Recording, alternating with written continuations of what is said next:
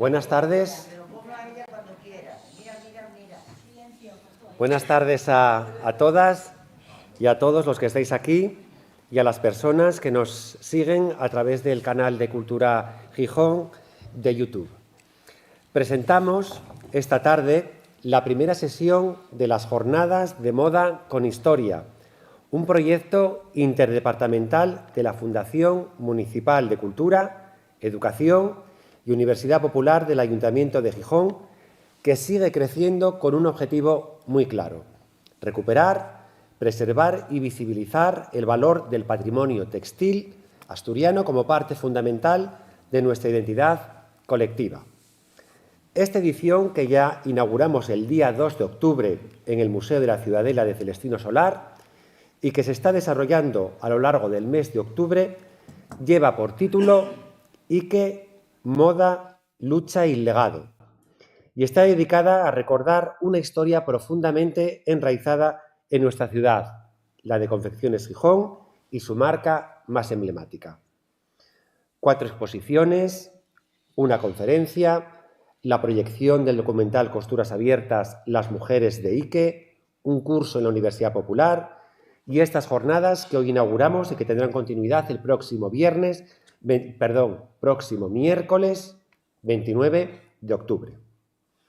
Y es que Ike fue mucho más que una firma de camisas, fue un símbolo de modernidad, de estilo y de industria, pero también un escenario de lucha obrera, de dignidad y resistencia. Por eso, antes de continuar, vamos a rendir un homenaje a las auténticas protagonistas de este proyecto. Muchas de ellas están hoy aquí presentes con todos nosotros, las extrabajadoras de Ike, algunas de las cuales, como estoy diciendo, nos acompañan hoy aquí. Ellas no solo hicieron posible esta marca, sino que con compromiso y valentía tejieron parte de la historia social y laboral de Gijón. Por todo ello, os pido que les brindemos un afectuoso aplauso.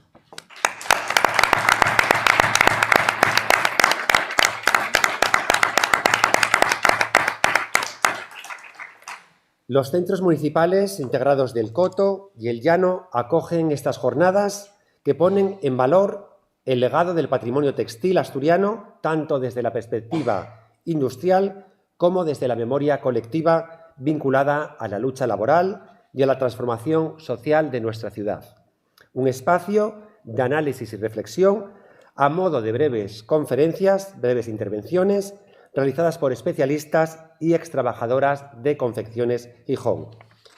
Recordarles que estamos emitiendo ahora mismo por streaming en directo a través de nuestro canal de YouTube, que es el de Cultura Gijón. Finalmente, informarles ya que como cierre a esta edición de Moda con Historia, este viernes, día 30, colocaremos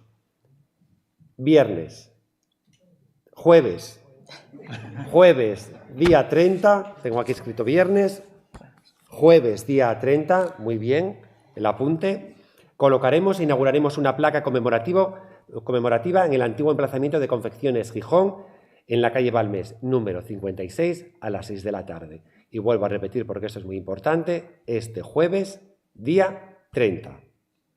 Bueno, pues ahora va a hablarnos Ana, a contarnos... Unos segundos de publicidad. Unos segundos, sí. De publicidad, nada más. Yo nada más quería contar un poco.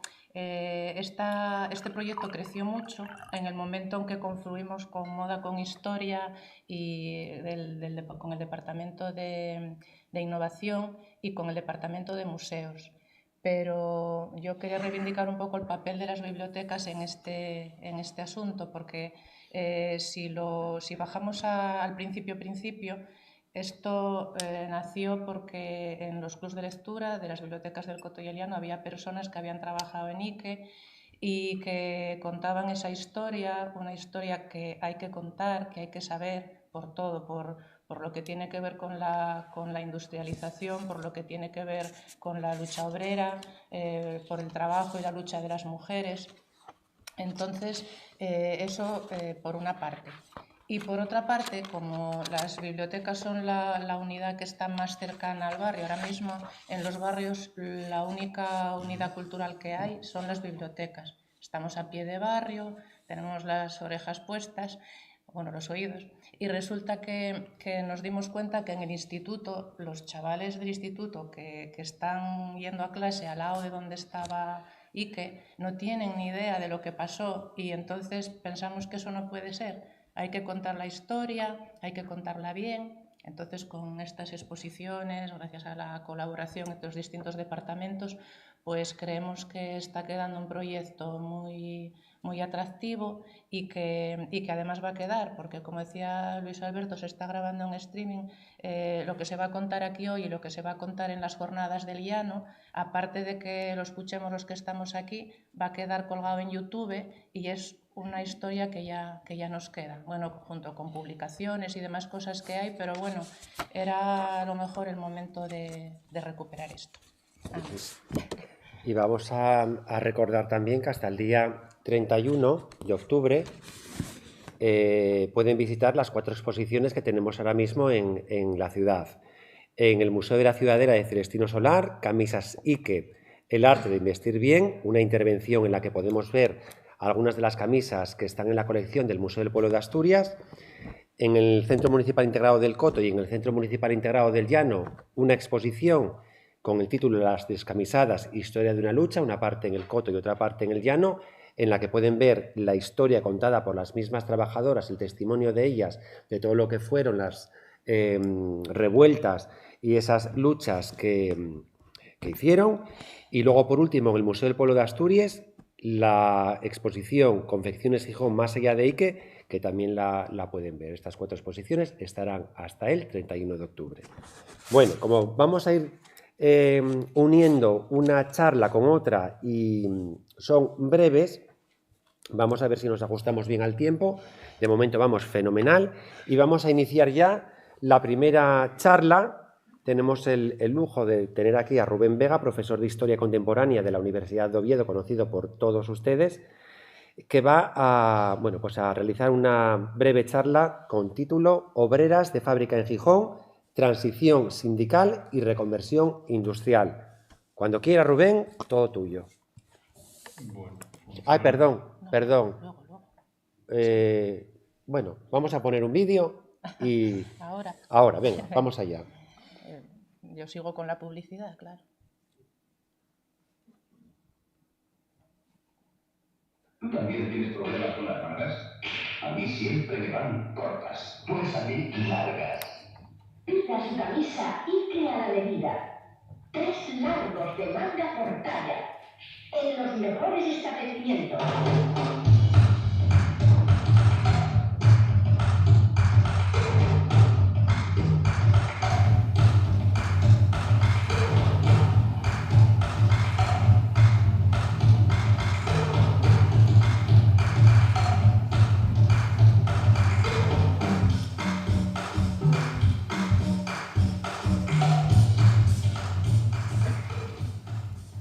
Ahora entiendo a los de televisión cuando dicen, son cosas del directo y esas cosas. Bueno, ahora sí, Rubén. Bueno, ¿funciona el micro? Funciona perfectamente, sí. Muy bien. Nada, me felicito a mí mismo y a la organización por lo de la placa en el espacio donde estuvo la fábrica. Creo que sí, un lugar de memoria de esta ciudad y bien está que lo recordemos, porque en realidad a los de Ike sí los recordamos, ¿no? Y los recordamos porque pelearon muy duro y porque pelearon hasta el límite de su resistencia. Nadie se acuerda de los que se rinden sin pelear, pero quienes peleen merecen un tributo de memoria porque son un referente que nos enseña cómo reaccionar y cómo responder. Y además el edificio ese, de alguna manera, y en la parte victoriosa de una lucha que se salda con derrota en lo esencial, claro, que era conservar los puestos de trabajo, pero que no se salda con una derrota total porque pelearon. Si se hubiesen quedado en su casa, como ellos dijeron el primer día, no hubiera habido edificio que vender y no hubiera habido dinero que repartir, ¿no? Yo me voy a remontar a la prehistoria de eso. La limitación de tiempo, no voy a abarcar ni siquiera lo que dije en el título, no voy a entrar en la reconversión, sino en un proceso que me parece interesante de analizar de dónde vienen esas mujeres, no solo les de Ike, no voy a hablar solo de Ike, y qué barreras, qué obstáculos tienen que vencer para acabar siendo lo peleonas que llegan a ser. Las de Ike, las de Cradi, las de Obrerol, ¿no? Como fábricas mayoritariamente femeninas que fueron muy conflictivas y que pelearon mucho. La situación de partida, bueno, en Gijón había básicamente 3 sectores industriales con mano de obra femenina, que eran la tabacalera, las fábricas de conserva y el textil. Y la llegada de la democracia casi vino seguida inmediatamente de una entrada en crisis de esos sectores que finalmente fueron liquidados casi por completo o por completo, ¿no? Es decir, que el textil prácticamente desaparece, queda de forma muy testimonial, la tabacalera cerró y las fábricas de conserva quedan reducidas bastante respecto a lo que eran. No son sectores que hubiesen sido especialmente conflictivos en el franquismo. Sí tenían antecedentes de lucha sindical y de movilización en el periodo de preguerra, pero en el franquismo hay algunos focos, algunos conatos de resistencia en la tabacalera y hay alguna actividad sindical en alguna fábrica textil. Bernardina, que está aquí, tiene actividad sindical en Sincos, por ejemplo, dentro del sindicato vertical, pero las relaciones laborales en las fábricas de mujeres están presididas por lo que los historiadores llamamos el paternalismo industrial. No es que el paternalismo sea privativo de las mujeres, porque hay fábricas masculinas donde el paternalismo funciona y funciona con mucho éxito. En Asturias, sin ir más lejos, tanto Asturiana de Zinc como la Hullera Española en el Valle de Ayer. Pero, desde luego, las empresas con mano de obra femenina son campo especialmente abonado para eso. Porque ahí la voluntad de los empresarios de controlar y de tutelar y de tratar a los trabajadores, a la mano de obra, como si fuesen niños, se refuerza con el prejuicio machista de la subordinación o el carácter secundario del trabajo femenino y con unas relaciones laborales que están marcadas, por ejemplo, por un sistema en el que los propios contratos de aprendiza incluyen que el empresario se convierte en tutor de esa joven cumpliendo funciones que eran propias del padre. De manera que ahí hay una transición que casi no tiene cortes entre la tutela del padre, la tutela del empresario y la tutela del marido, porque cuando se casan entran también en una relación de dependencia respecto a los maridos, tal como el ordenamiento legal del franquismo marca, ¿no? Bueno, vienen de relaciones, como digo, paternalistas, que son relaciones que tienen una cierta complejidad, y vamos a ver algunas pinceladas de esto, ¿no? Es decir, por ejemplo, las empresas de Enrique López, tanto Confecciones Gijón como Sincos, en el año 72 crean equipos de fútbol femenino. Ahora está de moda el fútbol femenino. Bueno, pues aquí hubo incluso una liga de fútbol femenino de empresas en la que Ike compitió con cierta brillantez, ¿no? Y eso es un equipo auspiciado por la empresa, financiado por la empresa proporciona los uniformes, costea los desplazamientos y facilita los permisos para entrenar, ¿no? Y, por supuesto, llevan publicidad de la empresa en el uniforme, ¿no? Bueno, eso está dentro de una estrategia de más envergadura que está buscando la adhesión a la figura del empresario a través de, cito literalmente alguna cita de prensa de la época, el desarrollo de una política social que hace del trabajo más que una obligación, un deber, una misión de agradable cumplimiento. Para esto hay que, digamos, ofrecer algunos caramelos o algunas contraprestaciones. No basta puramente la mano dura y la represión. El empresario paternalista tiene que tener una cara amable, ¿no? Es una cara amable que siempre está condicionada, claro. Es decir, quien se sale de eso lo paga. Pero la idea es, sí, vuelvo a citar, declara hermandad. Bueno, esto es la celebración de la fiesta anual de Sincos. Una fiesta de clara hermandad en la que todos, desde el primer dirigente empresarial hasta el último de los productores, se sientan alrededor de la misma mesa para convivir en unos momentos de mutua satisfacción por el deber cumplido. La crónica de la fiesta de Sincos en el año 70 da cuenta de la elección de una reina y un rey en la plantilla, ¿no?, que premian las dotes de comportamiento, compañerismo y virtudes humanas en la relación laboral. Y esto lo organiza la empresa. Bueno, es una cosa que salga espontáneamente de la plantilla, ¿no? Todo, según la crónica del diario Voluntad, en un ambiente de verdadera exaltación de lo que deben ser las relaciones empresa-productor cuando hay mutua sinceridad de afanes y empeño de alcanzar todas las metas dignas, lo que ha de llevar a todos al éxito y a la merecida conquista de metas sociales. En el caso de Ike, de Confecciones Gijón, normalmente el día de Cristo Rey se empezaba con una misa y después había una excursión que con cierta frecuencia era a Covadonga, con autobuses alquilados por la empresa y con un viaje de confraternización. Está cultivando el mismo tipo de relación. Pero, bueno, esto es compatible con que Bernardina alguna vez haya contado cómo tuvo que reclamar que se os pagase el salario mínimo, porque no alcanzaba siquiera, ¿no? O no se estaba cumpliendo la propia legislación, ¿no?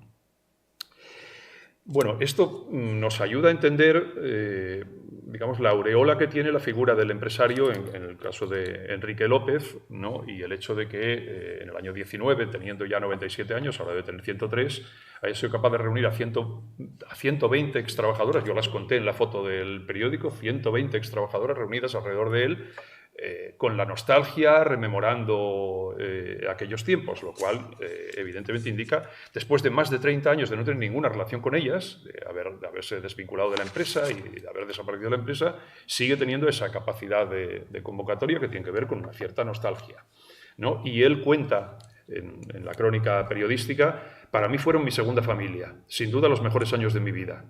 Y el recuerdo que él guarda es de esa relación paternalista. De alguna manera, todas las trabajadoras eran hijas suyas, de alguna manera, ¿no? Bueno, en Cradi, una empresa del metal, que tiene en común con Ike además el haber sido, lo mismo que esta publicidad que vimos de Ike, y que llega a ser una empresa puntera que tiene una marca reconocida en toda España y que se anuncia en televisión y en prensa de difusión nacional y que se vende en toda España. Cradi llega a ser también una empresa puntera, una empresa galardonada como empresa modelo, que recibe pues, el Hórreo de Plata de la Cámara de Comercio. Y, bueno, ¿cuál es el espíritu que reina en Cradi? Una empresa que tiene muchas mujeres en la plantilla, aunque hay también una proporción significativa de hombres. Os leo el acta del jurado de empresa es un acta fechada el 13 de octubre del 67. ¿No? Como todos los años, el pasado 15 de septiembre, en el restaurante La Quintana, se celebró la comida de hermandad reinando extraordinaria camaradería entre dirección y productores.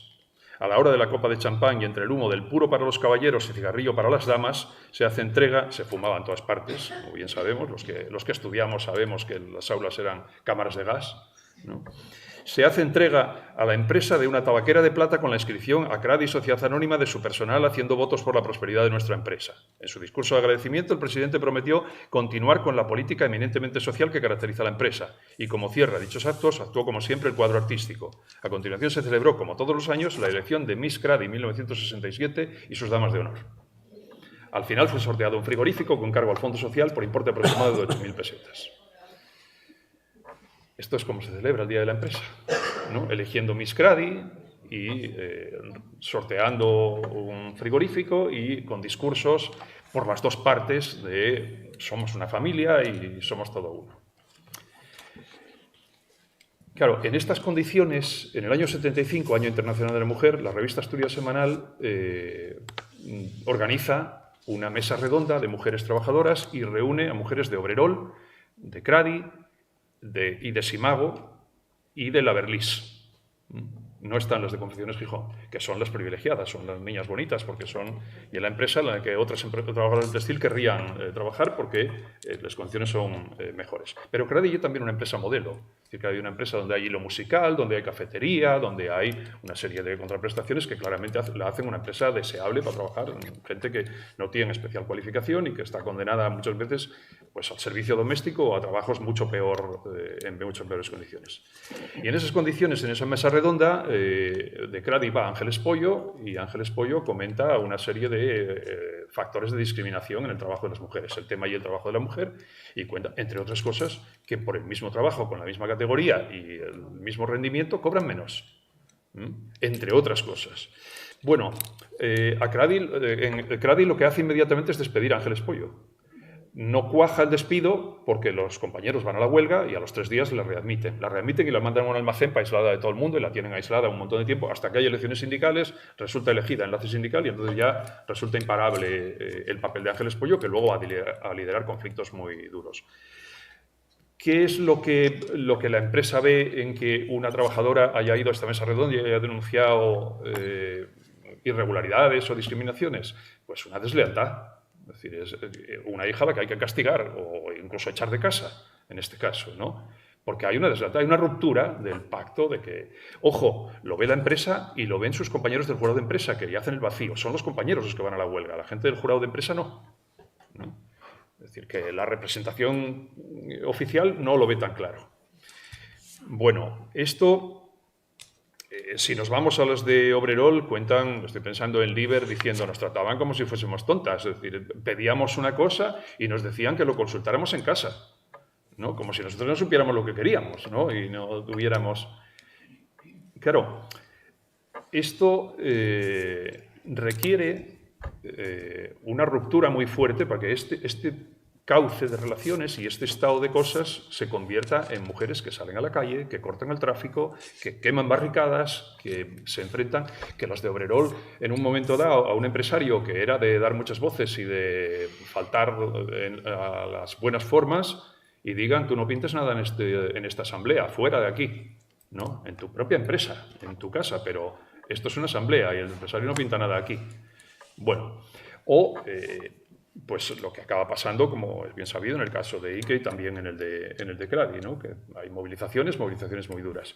Y eso requiere romper un bloqueo fortísimo. Este bloqueo de, bueno, se os trata como niñas y tenéis que comportaros como niñas buenas, se espera de vosotras ese comportamiento, más el bloqueo de salir a la calle y que te digan, mejor estabas fregando, ¿qué haces aquí?, ¿no? De hecho, a la vez que cierra Ike, cierra también Mantova en Oviedo. Y Mantova probablemente tenía mejor situación económica y una situación de mercado más favorable con el tipo de prendas que fabricaba Mantova. Y un comité de empresa que intentó movilizar y que no lo consiguió, porque no fueron capaces de romper el bloqueo de plantarse en la calle Uría en Oviedo y cortar el tráfico, ¿no? Es decir, no pudieron con eso. Las de Ike sí. Las de Obrerol también. Las de Obrerol son las primeras que hicieron barricadas, ¿no? Y que cortaron el tráfico antes que las de Ike, aunque las de Ike hayan hecho más, ¿no? Y también, por supuesto, las de Cradi. Bueno, eso requiere vencer bloqueos personales, claro, pero requiere también una lucha con las propias compañeras. Porque las primeras que se movilizan, las primeras que empiezan a hacer acción sindical, lo que reciben de las compañeras muchas veces es rechazo, ¿no? Porque, claro, no despierta la conciencia de todo el mundo a la vez. En el caso de Confecciones Gijón, además, es una empresa que tiene, digamos, como dos almas, ¿no? Y esas dos almas se están reflejando en las relaciones laborales. Esas relaciones paternalistas funcionan de fábula, en el caso de Enrique López, con las chavalas que trajo de los Oscos, y que, en general, mejoraron espectacularmente sus vidas viniendo de los Oscos, un sitio donde no hay ni luz eléctrica en Les Cases, en aquel tiempo, y donde eches el día para llegar, ¿no? Desde allí hasta Gijón o hasta Oviedo, y de repente, con 15, 16 años, son contratadas a cambio de tierra que él va acumulando en su zona y están aquí libres de la tutela paterna, pudiendo echar mozo o hacer lo que quieran y cobrando un sueldo que, por pequeño que sea, y ni que no es tan pequeño, y os da una libertad con la que no pudieron soñar en el pueblo. Por lo tanto, lo que diga don Enrique, o sea, eso es palabra de Dios. Y en general, y claro, hay otra mitad de la plantilla que no, que procede de Gijón y que tienen más la idea de que don Enrique es un patrón, no es un padre, ¿no? Pero esas dos almas están pesando todo el tiempo y, claro, hay una parte de la plantilla que no se moviliza nunca y que rechaza cualquier cosa que no sea lo que diga el patrón. ¿Cómo ganan autoridades los sindicalistas? Pues yo creo que básicamente de dos maneras. Cuando vienen maldades, la única alternativa que queda de a quién recurrir, y tienen una cierta credibilidad de que saben de lo que hablen y se batieron el cobre en tiempos en los que se vieron muy aisladas. Y luego, porque en el caso de Ike en particular, la propia reducción de plantilla fue haciendo que fuesen más capaces de movilizarse cuantas menos eran, ¿no? Que es lo contrario de lo que nos diría el sentido común. Y cuanto más grande sea la empresa, pues más eficaz será la movilización. Pues no. Digamos, si me admitís la metáfora, que fueron perdiendo grasa y ganando músculo. Porque la gente que se iba fue la gente que hizo lo que aconsejó el empresario. Cuando el empresario necesitó reducir plantilla, mandó cartas diciendo, por vuestro bien os lo digo, os convendría coger la indemnización e iros. Y esas son las que se fueron. Las que se quedaron no querían negociar su puesto de trabajo y no había precio para pagar ellos el puesto de trabajo. Y por lo tanto estaban mucho más cohesionadas porque habían ido marchando las que hacían lo que decía don Enrique y quedaron los que desobedecían, ¿no? Y eso las hizo muy capaces de movilizarse. Obviamente con gente que hizo clic en ese momento y que también, es decir, cito a Rosy Naveira, por ejemplo, diciendo, éramos las rojillas, no nos podían ver ni en pintura, movilizar a la gente para la huelga era horrible, recibías insultos. Por eso, a la hora de la verdad, cuando estuvo en juego el puesto de trabajo, me sorprendió ver en el encierro a personas que nunca creí que se implicarían de esa manera, nunca, porque era gente que nos había insultado en su momento, había fanatismo por Enrique López. Bueno, hay gente que cambia, y que cambia. Hay un momento en el que la fe en Enrique López se quiebra porque el conservar el puesto de trabajo es más urgente, ¿no? Y quizá, no sé cómo voy de tiempo, pero seguro que muy mal. Sigue un poquito, tienes 10 minutos. Ah, bueno, pensé que ya me había comido todo el tiempo, ¿no? Bueno, me interesa contar otra cosa que está mucho menos contada y que tiene que ver con vínculos de sororidad. ¿Cierto? Cuando los historiadores nos reunimos por ahí hablando de estos temas de desindustrialización y de declive industrial y de memoria obrera, y tengo ido por ahí por el mundo a hacer el ridículo en inglés hablando de estas cosas, ¿no? Alguna del SDI que acabó sonando en un aula en Bochum, en Alemania, o en otros sitios. Hay una cierta tendencia a etiquetar esos testimonios como nostalgia, y nostalgia tiene una connotación negativa, ¿no? Y entonces hay, digamos, un prurito muy de intelectuales de, pero ¿de qué tienen nostalgia? El trabajo era muy duro, estaba mal pagado, era muy extenuante, trabajar en una cadena de montaje, trabajar a destajo es una cosa muy dura. ¿De qué echan de menos? Lo mismo que echan de menos los mineros, que morían en el trabajo, contraían silicosis. Bueno, igual nos estamos poniendo un poco en la piel de esa gente, porque no están echando de menos el trabajo mal pagado, ni las condiciones duras de trabajo, ni tampoco la silicosis o los accidentes de mina.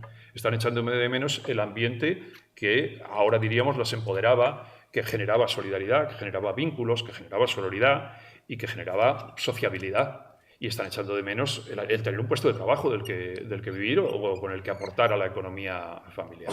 Y están echando de menos el haber enfrentado las situaciones duras, porque no echas de menos la situación dura, echas de menos la capacidad para enfrentarte colectivamente y para haber hecho eso codo con los compañeros.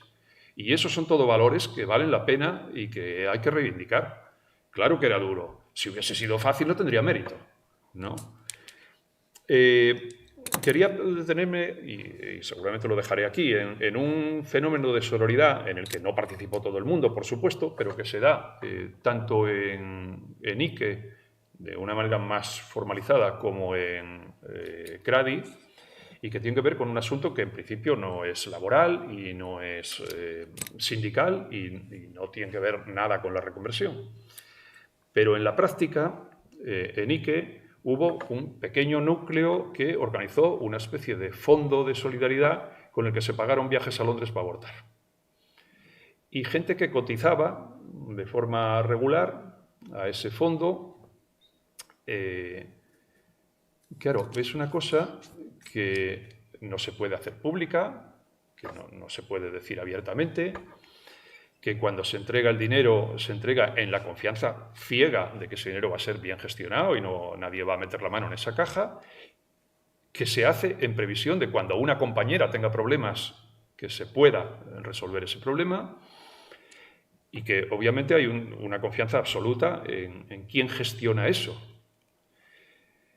Y al mismo tiempo no se rinden cuentas, porque claro, no se puede rendir cuentas. No, nadie va a hacer público quién aportó dinero y tampoco quién se benefició de eso, quién necesitó ir a Londres, ¿no? A veces 2 viajes, una persona y su acompañante. Pensar lo que es ir a Londres con el inglés que hablaría cualquier trabajadora de CRADI, yendo a lo que van y aterrizar allí y búscate la vida. Por lo tanto, un acompañante era bastante necesario, ¿no?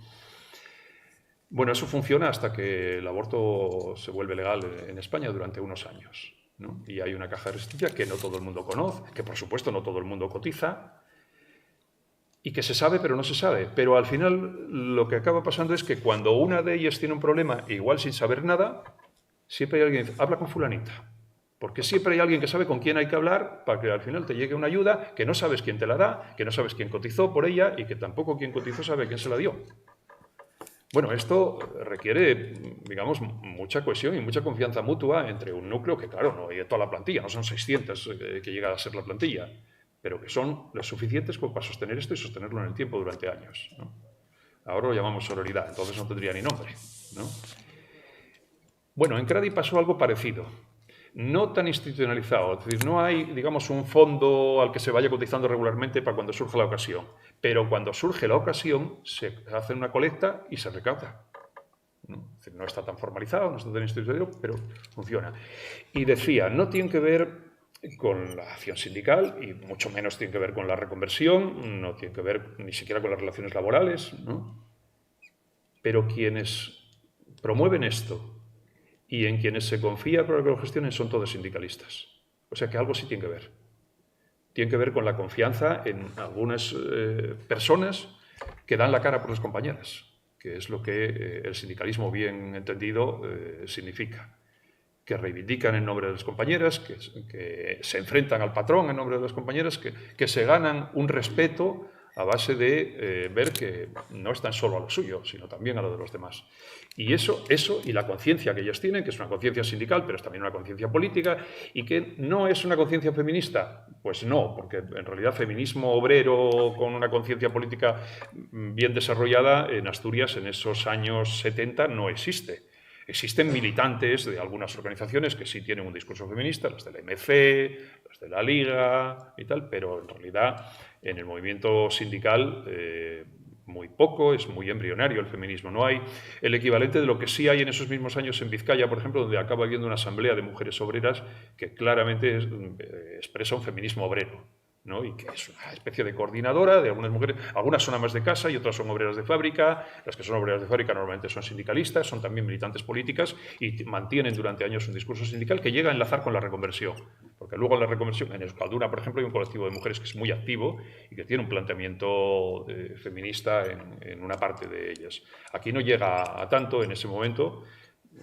Allá cuando el conflicto de Ike acaba habiendo unas jornadas, unos encuentros de mujeres donde hay, digamos, un salto en esa conciencia de plantearse esto que nos está pasando a nosotras no nos pasa igual que pasa a los hombres, ¿no? Está pasando a los paisanos también, claro, está habiendo otros peleando por su trabajo, pero a las mujeres nos pasa de una manera diferente y tenemos que hacer una reflexión sobre esto y también sobre la mala conciencia de estar en la calle y haber dejado a los hijos o a las hijas o a los maridos o a los padres o a quien sea esta doble jornada que estamos desatendiendo porque en realidad en casa hay gente que nos necesita o que espera de nosotros cosas que no estamos ofreciendo porque estamos restando tiempo a eso. Pero en los años de la transición hay muy poco de eso. Pero sí hay estos embriones y esta solidaridad y estos vínculos que nos ayudan a entender de qué manera se acaba rompiendo esos bloqueos para acabar peleando colectivamente, para entender que los problemas de los compañeros son tus problemas y que las soluciones no pasen por las salidas individuales, por el sálvese quien pueda, que es lo que en otros casos en aquella época y en muchísimos casos ahora acaba pasando, ¿no? Esto de, bueno, viene una reducción de plantilla, pero mientras no me afecte a mí, pues si echen a otros mejor, porque yo me salvo y igual esto ayuda a mi futuro. Esto suele ser casi siempre mentira, ¿no? Esto es pan para hoy, ¿no? Y a veces ni eso, ¿no? Hay el caso de una empresa en Gijón que se convirtió en ejemplar por una empresa de paisanos, por cierto, con alguna mujer, pero muy mayoritaria de masculina, que se convirtió en ejemplar por la unidad de la lucha y que después acabó cerrando de una manera miserable con compañeros votando despedir a otros compañeros. Bueno, esto no pasó en Cradi. En Cradi acabó pasando, que una división, y ojo, hay algunos sindicalistas, mismamente Ángeles Pollo, a la que nombré antes, que tuvo la dignidad de irse, aunque ella se podía quedar, porque siendo como era representante sindical, miembro del comité de empresa, se podría haber quedado porque tenía derecho, no podía ser excedente, pero no consideró que aquella empresa fuese la suya después de que una mayoría muy corta, cortísima, hubiera votado el despido de las compañeras. Por cierto, también fueron víctimas en Cradi de lo que ahora llamamos mobbing o acoso laboral, y entonces tampoco había nombre. No había nombre, pero los gerentes que estaban administrando la empresa y que las llevaron a esa situación de división total, manipulando las rivalidades sindicales, cuando estuvieron encerradas en la fábrica, encontraron en un cajón una especie de manual que tengo fotocopiado en alguna parte en casa, una serie de folios con instrucciones de cómo ir haciendo la vida imposible a gente hasta conseguir echarla o que se vaya. Y cuando lo leyeron dijeron, esto es lo que pasó a fulanita y lo que pasó a Mengano y tal. O sea, pusieron cara y pusieron nombre a gente que había pasado exactamente eso, una especie de manual de acoso, ¿no? Ya. Bueno, muchísimas gracias, Rubén. Vamos a darle un aplauso, ¿no?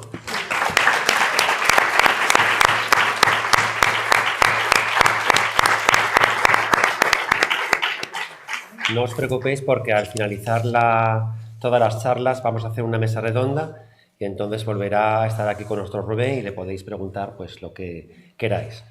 Bueno, nuestra siguiente charla lleva como título La conflictividad obrera en la industria textil asturiana, Confecciones Gijón y Obrerol. La va a impartir Nerea González de Arriba, doctora en investigaciones humanísticas. Buenas tardes, Nerea. Hombre, buenas tardes a todos y a todas. Lo primero. Lo primero, daros las gracias por contar conmigo en estas jornadas. Que me presento, soy Nerea González, que soy muy pequeñita yo. Y voy a intentar, porque para mí esto es fue el tema de mi tesis doctoral, vosotras, dirigida por Rubén Vega. Bueno, vosotras y todo lo que conllevó la conflictividad obrera en las fábricas de confección en Asturias.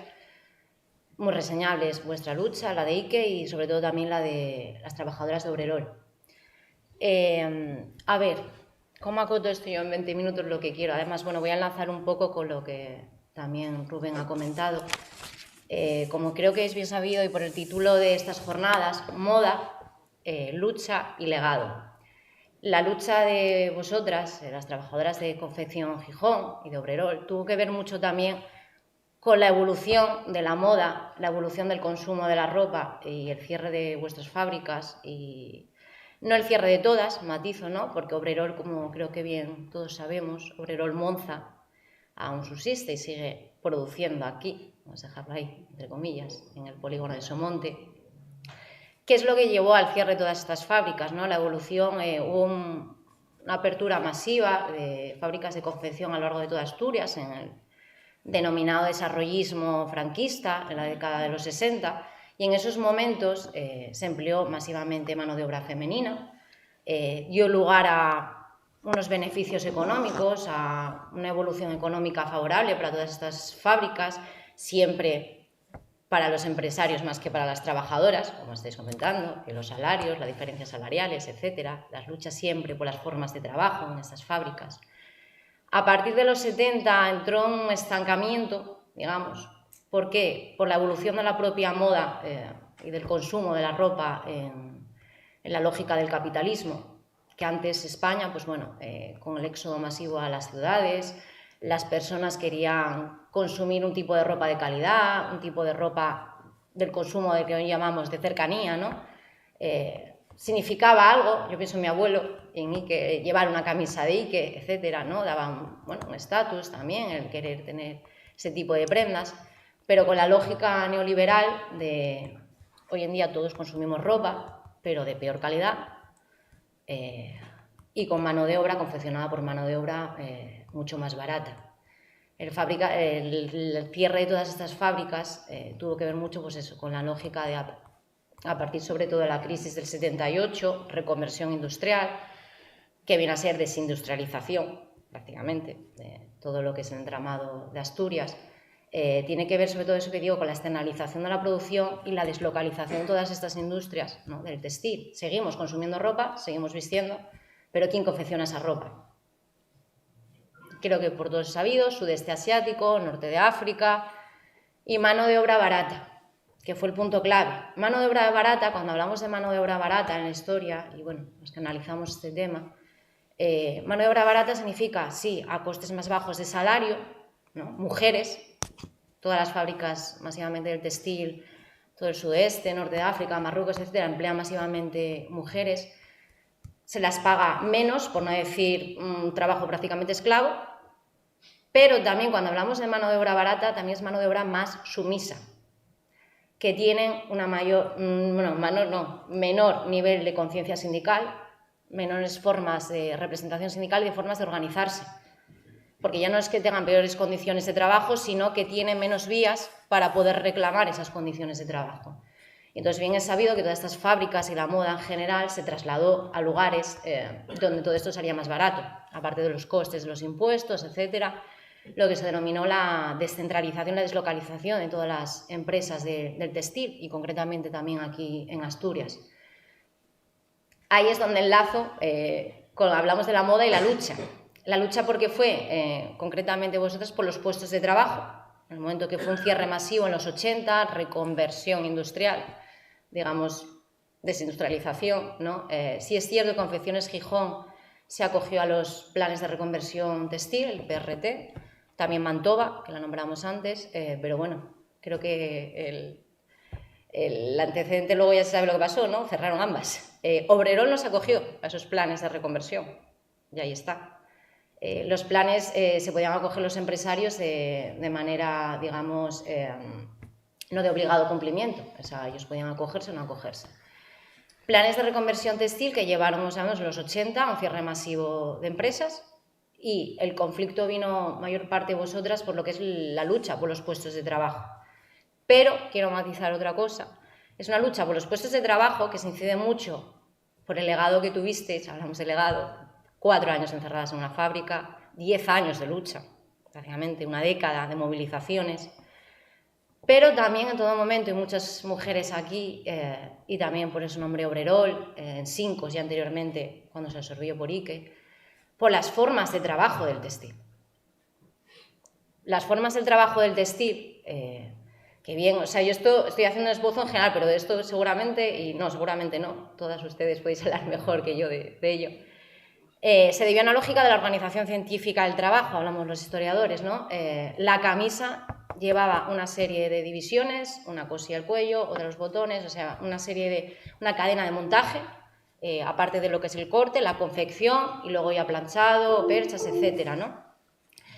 Y soy consciente, en el momento que estudié todo ello, que una de las principales ya peleas de vosotras, antes ya de lo que es el propio puesto de trabajo, cuando iban a cerrar las fábricas, eran esas formas de trabajo extenuantes que tenían que ver con los tiempos, ¿no? El cronometraje que hoy en día nos parece esto, que se establecieron unas tablas de tiempos a la hora de confeccionar toda esta ropa, que siempre venían dadas a cuanto, hablando coloquialmente, quién era capaz de coser, ¿no? O sea, digamos, el cuello de la camisa en un tiempo más bajo. Y eso se estipulaba como el tiempo fijo, o sea, siempre se hacía como a la media más baja. Si una trabajadora era capaz de coser la camisa, coser la camisa entera no, el cuello, el puño, etcétera, en un tiempo tan bajo, ese es el que se establecía en las tablas de tiempos y a partir de ahí, todo el resto, toda la cadena de montaje tenía que ir seguida acotando a esos tiempos. Si alguna superaba, ¿no? Si digamos se ahorraba aún más tiempo, era lo de las primas en los salarios, las primas por los tiempos de ahorro de trabajo o el destajo. También, ¿no? Que teníais un volumen de producción que teníais que sacar había que sacar una cantidad de ropa y si superabais también ese volumen de producción que tenía relación con los tiempos que llevaba cada confección de las prendas de ropa, se os pagaba un plus salarial en relación, antes que dijo Rubén, esos salarios tan bajos, esa brecha salarial respecto también a los hombres. Y sé que esta fue una pelea ya desde un principio de las mujeres que empezaron a organizarse en los sindicatos, etcétera, las formas de trabajo, aparte de los puestos de trabajo. Y ahí voy al conflicto, ¿no? Como lo analizo, y en el momento que me acerqué yo a estudiaros, es desde el posicionamiento de mujeres, pero de la clase obrera, ¿vale? No es lo mismo ser mujer, y bien lo sabéis vosotras cuando tuvisteis que ir a cantarle allí las mañanitas a Paz Flegueroso, etcétera. Hay mujeres y mujeres, y hay clases sociales. Entonces me acerqué a vosotras desde ese punto de vista, ¿no? Sois mujeres, pero tenéis una clase a la que pertenecéis. Hay diferencias dentro de la clase, pero vosotras sabéis dónde tenéis que posicionaros dentro de una empresa. Y subiste rompiendo lo que denomino, y bueno, la historiografía y la teoría de la historia de las mujeres, habla mucho de la mística del trabajo femenino, ¿vale? De la feminidad en el trabajo, que viene en relación con lo que ya comentó mi director, ¿no? Rubén, del paternalismo en estas empresas. Rompisteis con lo primero ya, el pelear por los puestos de trabajo, el pelear por querer ser independientes. Con ese, digamos, hablo coloquialmente, con esa concepción que se tiene hoy en día, y digo ya también hoy en día la juventud ya, y las mujeres jóvenes, que parece que las mujeres vamos a trabajar por hobby, porque como podríamos estar en casa siendo seres reproductivos, ser la hija de, la madre de, la esposa de, parece que el trabajo para nosotros es un hobby. No sé si me explico, o sea, era porque muchas veces decimos esto de que a las mujeres el trabajo nos libera. El trabajo también es explotador, agotador para vosotras también. Pero lo primero es salir a ese espacio público, conquistar el espacio de una fábrica, el espacio de las organizaciones sindicales, el espacio de la movilización en las calles. Eso es lo primordial, el puesto de trabajo. Y también en relación, ¿no?, que comentaba antes Rubén, la identificación con un oficio. Sois esposa, madre, hija, fulanita, etcétera, vuestro nombre, pero tenéis un oficio. Tenéis una identificación con un trabajo, ¿vale? Trabajadoras de la confección, la que es maestra, profesora, la barrendera, la frutera, y eso es muy importante. Y eso es una conquista principal por la que peleasteis, el puesto de trabajo. Sé que estabais hartas de escuchar muchas veces, os he oído, ¿no?, aquellos que os decían, nunca os va a faltar un plato de comida a la mesa. Es que no se trata de eso. Como decías, al minero, al naval, a los paisanos de la lucha obrera, no les decían eso cuando iban a pelear por su puesto de trabajo. No os preocupéis que os faltará... No. A vosotras sí, muchas veces, ¿vale?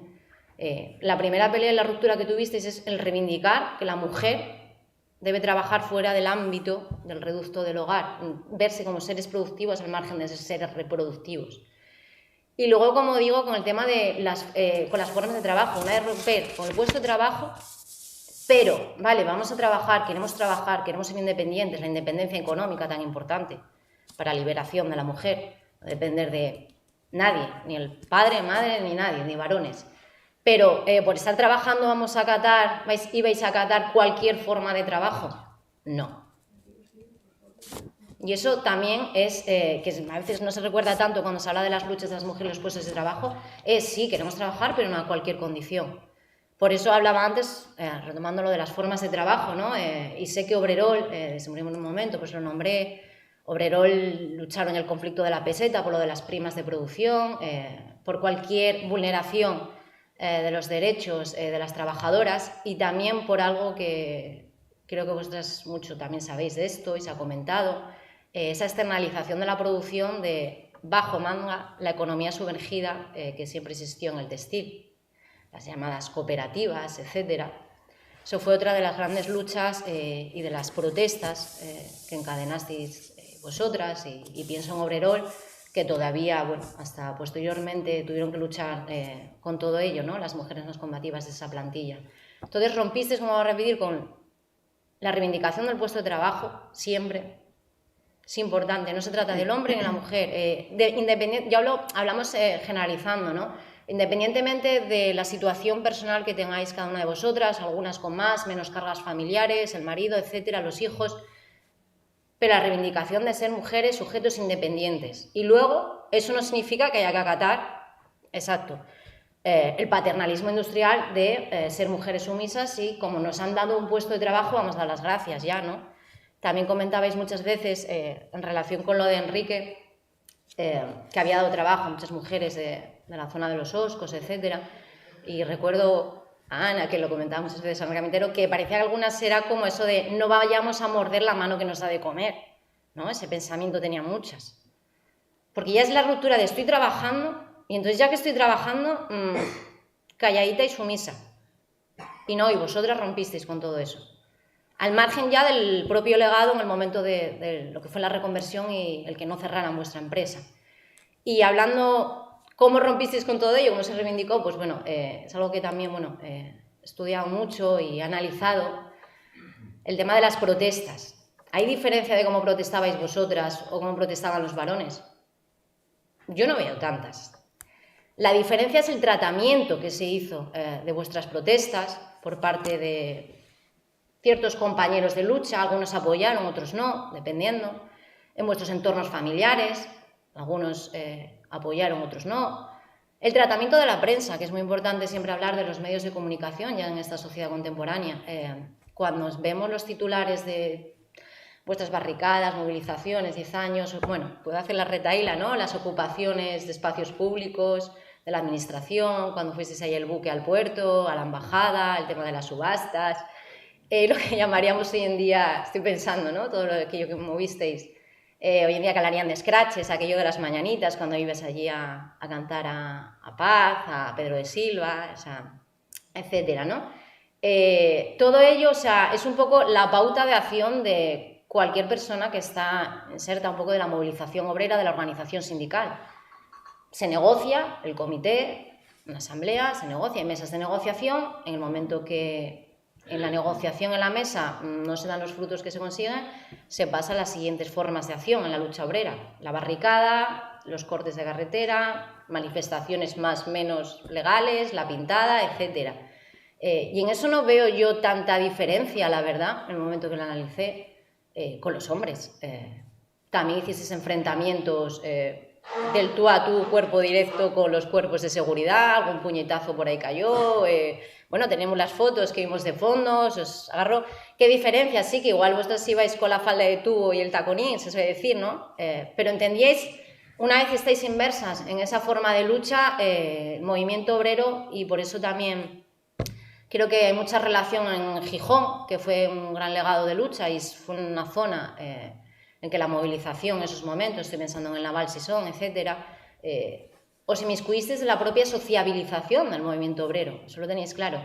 La diferencia en las protestas, voy a repetir, quizá fue el tratamiento que se ha hecho desde el punto de vista histórico muchas veces de los medios de comunicación, que como digo, hay titulares, si un obrero se movilizaba, naval, mineros, etcétera, se llegaba a una criminalización de ellos, ¿no? Exaltada, poco más cual terroristas, ¿no? A vosotras muchas veces os trataba infantilizándoos.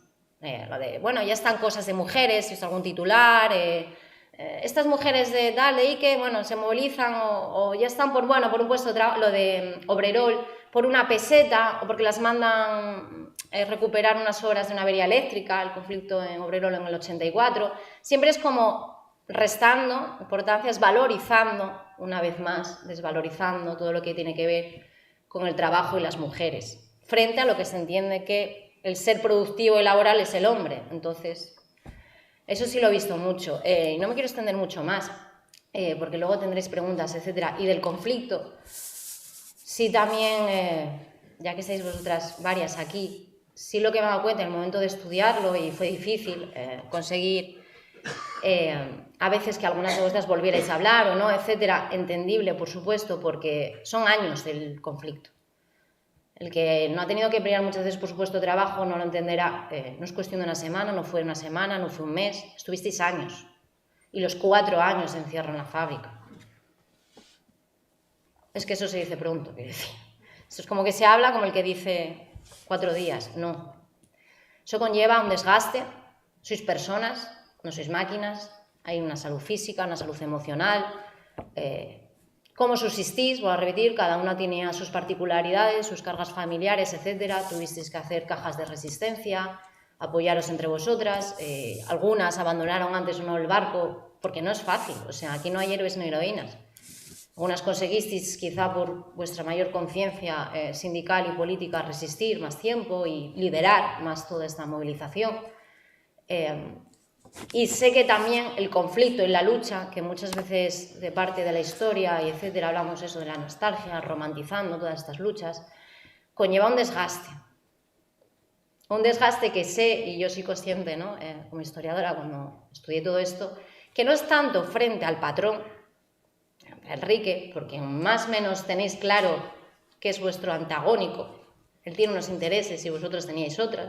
Al margen de ese paternalismo, que os llevarais mejor, peor, o lo vierais como una familia, hay un antagonismo claro de intereses, pero quizá lo que más os desgastó, y somos conscientes, y bueno, hay que hablar como personas que sois, entre vosotras, ¿no? Que lo recordaba también Rubén, entre vosotras como iguales, todo lo que conllevó ese desgaste, ¿no? De estar lidiando, la que abandona, la que no, sois personas, surgen cosas, son años, pues surgen muchísimas cosas y sé que eso os desgastó mucho y desgasta el volver todavía hoy en día, remueve cosas, volver a hablar hoy en día de todo ello.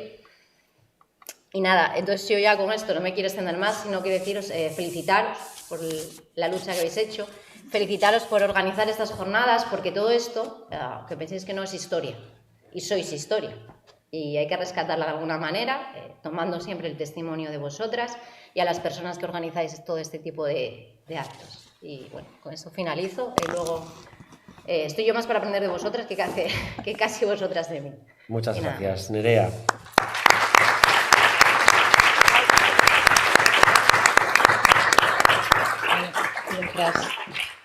Mientras cambiamos de tercio, que resulta que como no somos profesionales de este asunto, vemos un micro delante y nos quedamos así. Aquí había 4 personas al principio, no nos presentamos. Él es Luis Alberto, que vamos, de los que dije que trabajamos los departamentos. Él es director de programas en el departamento de innovación.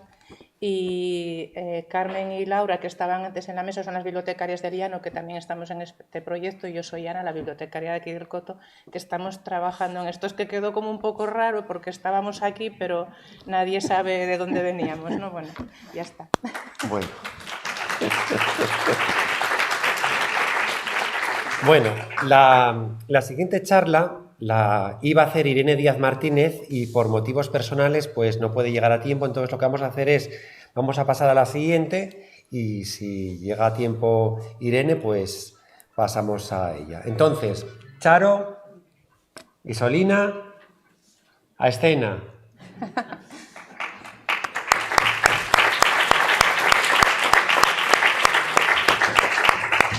¿Te animas, Bernardina? ¿Te animas? Venga, Bernardina. Venga, mujer. Que sí. Venga. Anímate. Muy bien, venga.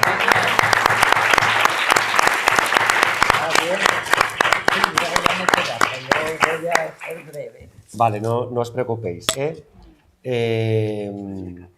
bueno, antes de que empecéis con...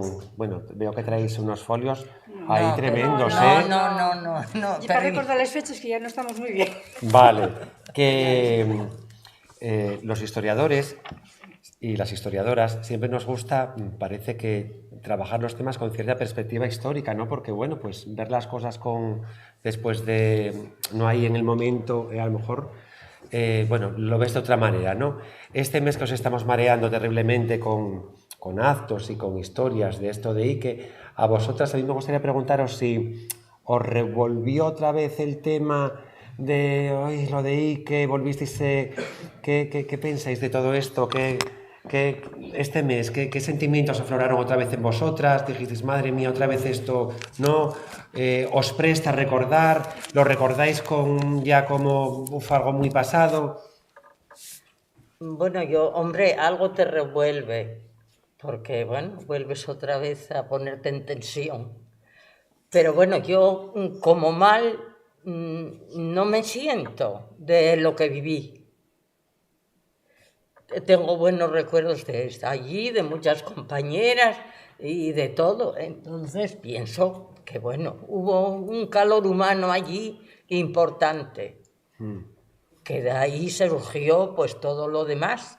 Sí. Pero, bueno, pienso que bien, a pesar de todas las dificultades que tuvimos, pero también tuvimos años buenos en que, bueno, disfrutábamos allí trabajando y estando todas juntas. Allí hiciste amistades que salíamos luego por ahí a pasear y a todo.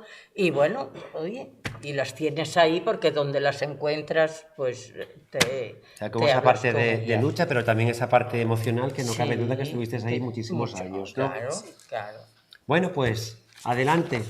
Bueno, nada, yo iba a hacer como un poco de historia de la empresa.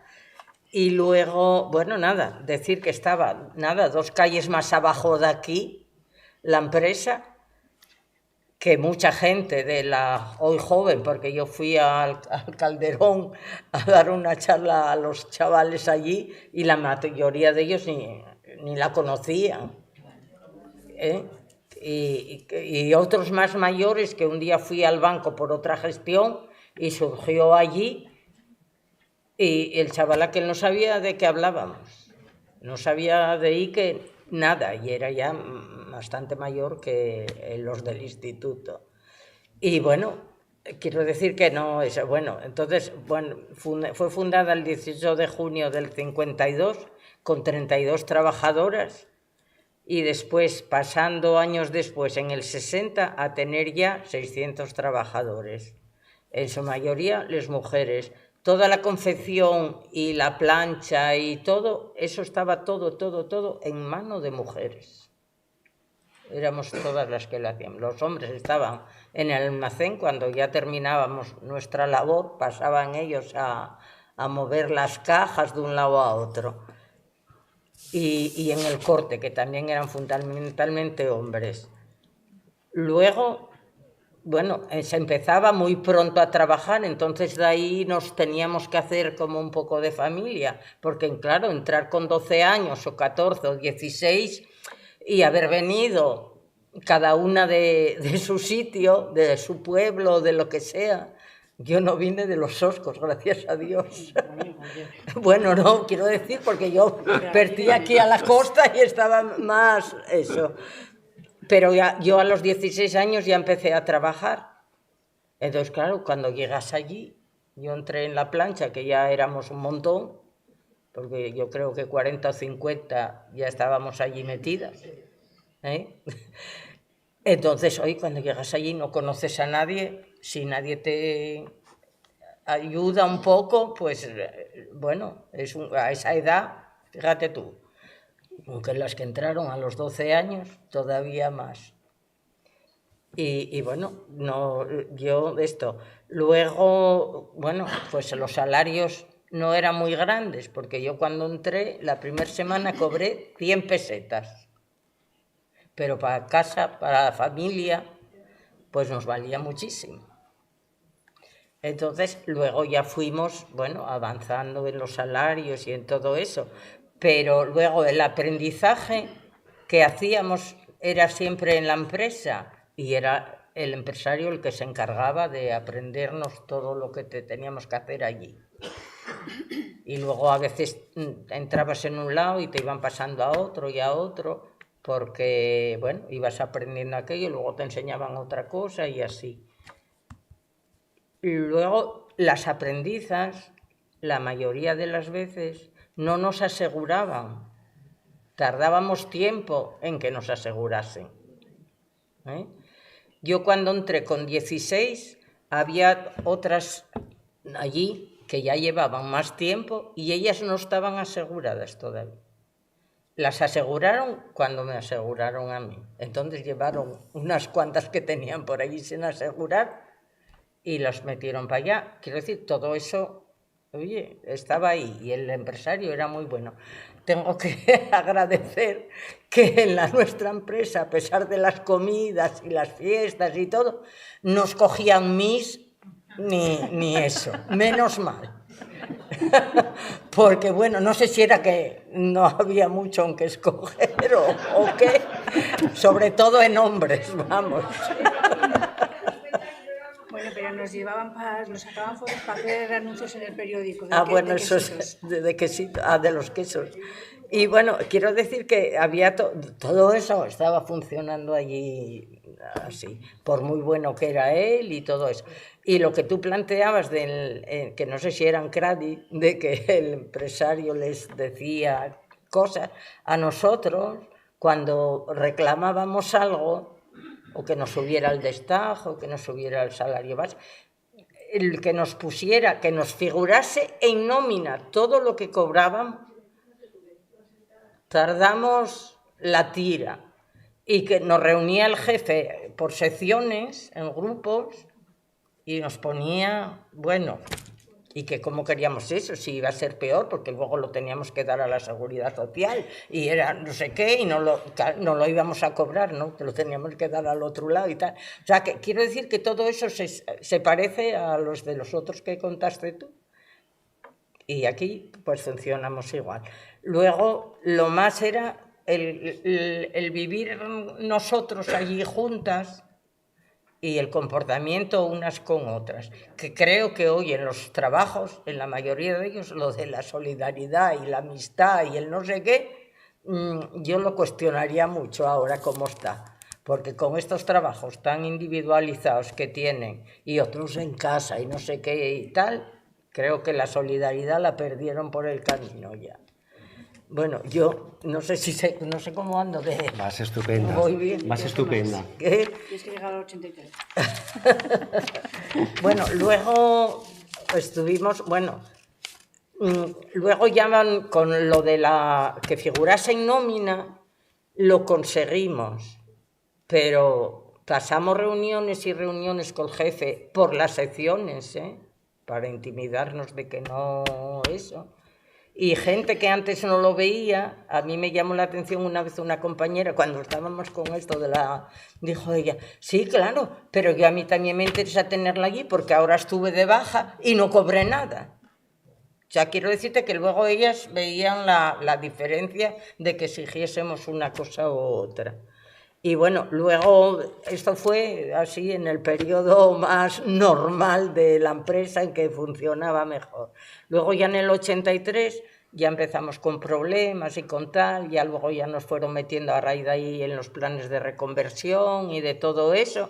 Y entonces, bueno, ya luego ahí ya fuimos hacia atrás y bueno, llegamos pues a donde llegamos.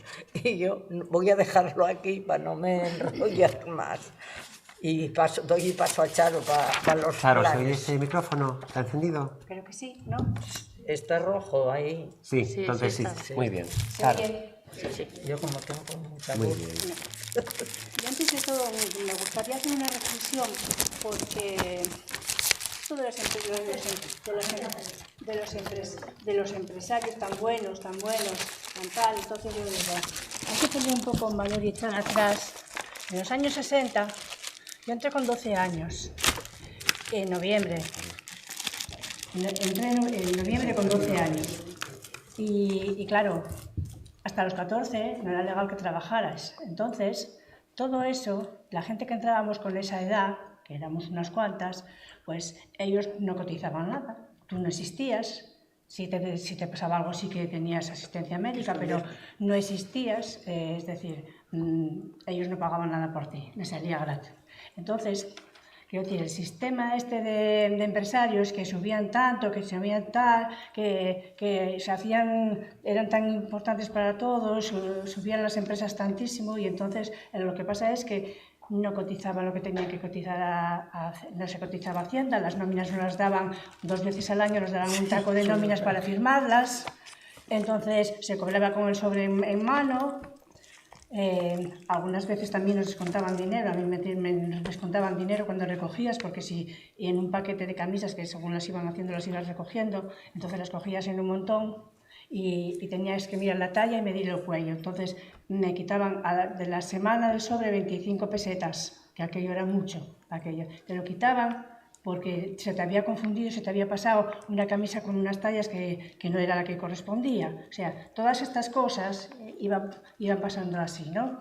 Entonces, no tenías derecho a nada prácticamente. Es decir, la fiesta que hacían, lo que tal, pero tú trabajar como trabajadora no tal. Entonces, era ese paternalismo que no es a lo mejor como otro bruto, como el de Mantova, que sacudía.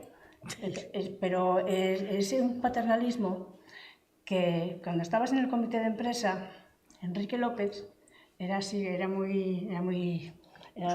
una persona muy civilina, muy tal. Entonces, son de las personas que con una mirada te quedabas helada, porque era una persona con un tal y cuando se enfadaba se le notaba, porque tenías que aguantar allí y te temblaba el cuerpo de decir, pues aguanto, pero era una persona como muy civilina para decir las cosas, ¿no? Pero para mí buena persona ninguna. Entonces, quiero decir que con todo esto, en aquellos tiempos iba todo muy bien. ¿Qué pasó? que cuando empezaron ahí las cosas, cuando empezaron a poner, pues hay que cotizar en nómina, hay que tal, hay que tener derechos, hay que no sé qué más, entonces es cuando se viene todo abajo. Entonces yo digo, un gran empresario es el que subió una empresa para arriba, pero resulta que cuando llega el momento de las cosas, que tienes que hacer las cosas como Dios manda legales, entonces se viene todo abajo. Y después, una persona como muy egocéntrica. No sé si lo recordará nadie, bueno, no es de la gente que hay aquí, pero Enrique López lo presentó la UCD para las elecciones, para senador, y salió elegido senador. Le debió gustar como mucho, y a las siguientes elecciones, pues no lo presentó en la UCC. Y se hizo una campaña, que los carteles eran así de grandes, de aquí al suelo, todas de colores y todo. ¿Sabéis dónde salió ese dinero? De las tontinas de Confecciones Gijón. Nosotros os pagamos la campaña. Y a partir de esa época es cuando Enrique López empezó a la empresa ya ir a pique y bajando, porque todo el dinero que salía de Confecciones era también para pagar sus cosas y se fue desentendiendo un poco más de la empresa. Quiero decir que un gran hombre, un gran tal, pero al principio. Pero después fue como dejando la empresa caer y igual decirnos una vez en el comité de empresa, cuando ya las cosas estaban yendo mal, que no nos preocupásemos, que las deudas, ya sabía, bueno, no eso lo digo yo, ya se había el encargado de los bancos, que el hispanoamericano y de otros bancos y otras deudas que tenía privadas de sus cosas, las había pasado todas a la caja de ahorros, estábamos en el banco de crédito y dijo, como las cosas son del Estado, no os preocupéis que no os va a pasar nada y no os va a echar nadie. Es decir, este era el personaje, este era Enrique López, que parece que es un santo, pero no era un santo. Era una persona con mucho tal. Él se marchó tranquilamente y nosotros nos quedamos allí peleando por la empresa. Esto es un poquitín para que veáis también el tipo de persona que era, ¿no? El Enrique López no es el que ahora le dan algunos partidos por ahí medallas, porque es el empresario ejemplar, que tampoco era. Y bueno, pues nada, yo voy a decir ahora nuestros problemas. Nuestro problema empezó con el plan de reconversión textil, porque se empezó iba mal la empresa, la comercialización iba mal, a veces, pues en 2 veces los piratas de Panamá nos cogían las camisas de los barcos y entonces el dinero desaparecía y entonces, pues claro, empezó a ir la empresa mal. Y entonces, ya me perdí, con tantos. A ver, empezó a hacer esto, a descapitalizar la empresa, digamos, ¿no? Entonces se presentó un cuento de la lechera que nosotros llamábamos, que era un tocho así, del plan de reconversión textil, donde simplemente lo que quería era dinero. Dinero para salir de sus cosas y sanearse y tal. Entonces, nosotros fuimos a Madrid, a 3 compañeras del comité, fuimos a Madrid, estaba embarazada de mi hijo, y fuimos a Madrid a decirles al plan de reconversión textil que no aprobaran aquello, porque aquello era un cuento de la lechera, y no era nada para sacar la empresa adelante, sino era para que le dieran dinero. Al final le dieron 550 millones de pesetas. Y nosotras no los vimos. Esos millones no los vimos, porque era para que pusiera la red comercial mejor, pero esa red comercial no lo hizo como tenía, porque ni intención de hacerla tenía. Muy mal. Ah. Entonces, a ver, que me enrollo mucho, ¿no? Sí. No, tranquila, ya no hay tiempo. Sí, vale, sí, pero no quiero decir que llegara lo del plan de reconversión textil y cómo al final nos vimos en la calle abocados por todas estas gestiones, toda esta mala práctica de política de la empresa, que nos vimos en esto. Entonces fue cuando empezamos a dejar de cobrar. Se nos retrasaban los pagos, llegamos a cobrar, a darnos 4 meses, así no podíamos vivir, y fue cuando empezamos a salir a la calle. Empezamos a salir en el 83 y 84, empezamos a salir a la calle por los salarios y por esto. Y luego, pues, bueno, fue la cosa de mal en peor y acabaron en el 90 presentando un plan de reconversión. Entonces, bueno, ahí empezaron nuestras movidas, porque ya era echar a la gente. Empezamos primero en el plan de reconversión, nos habían hecho, hacíamos reducciones de trabajo de 2 meses al año, empezamos por ahí, empezaron algunas bajas incentivadas y después al final pues ya pasó que no había, y entonces era el echarnos a la calle. Y bueno, y ahí empezó nuestra lucha. Y nuestra lucha empezó por todos estos problemas que teníamos y bueno, y empezaron las movilizaciones, empezaron a no querer negociar y bueno, y empezamos nuestras movidas ahí. Bueno, a ver si me concreto porque la cabeza falla. Yo venía del batallón de Pumarín, que nos llamaba el jefe. Vengo de 5. Bueno. Vamos a poner esto, ayúdame Sara a poner esto.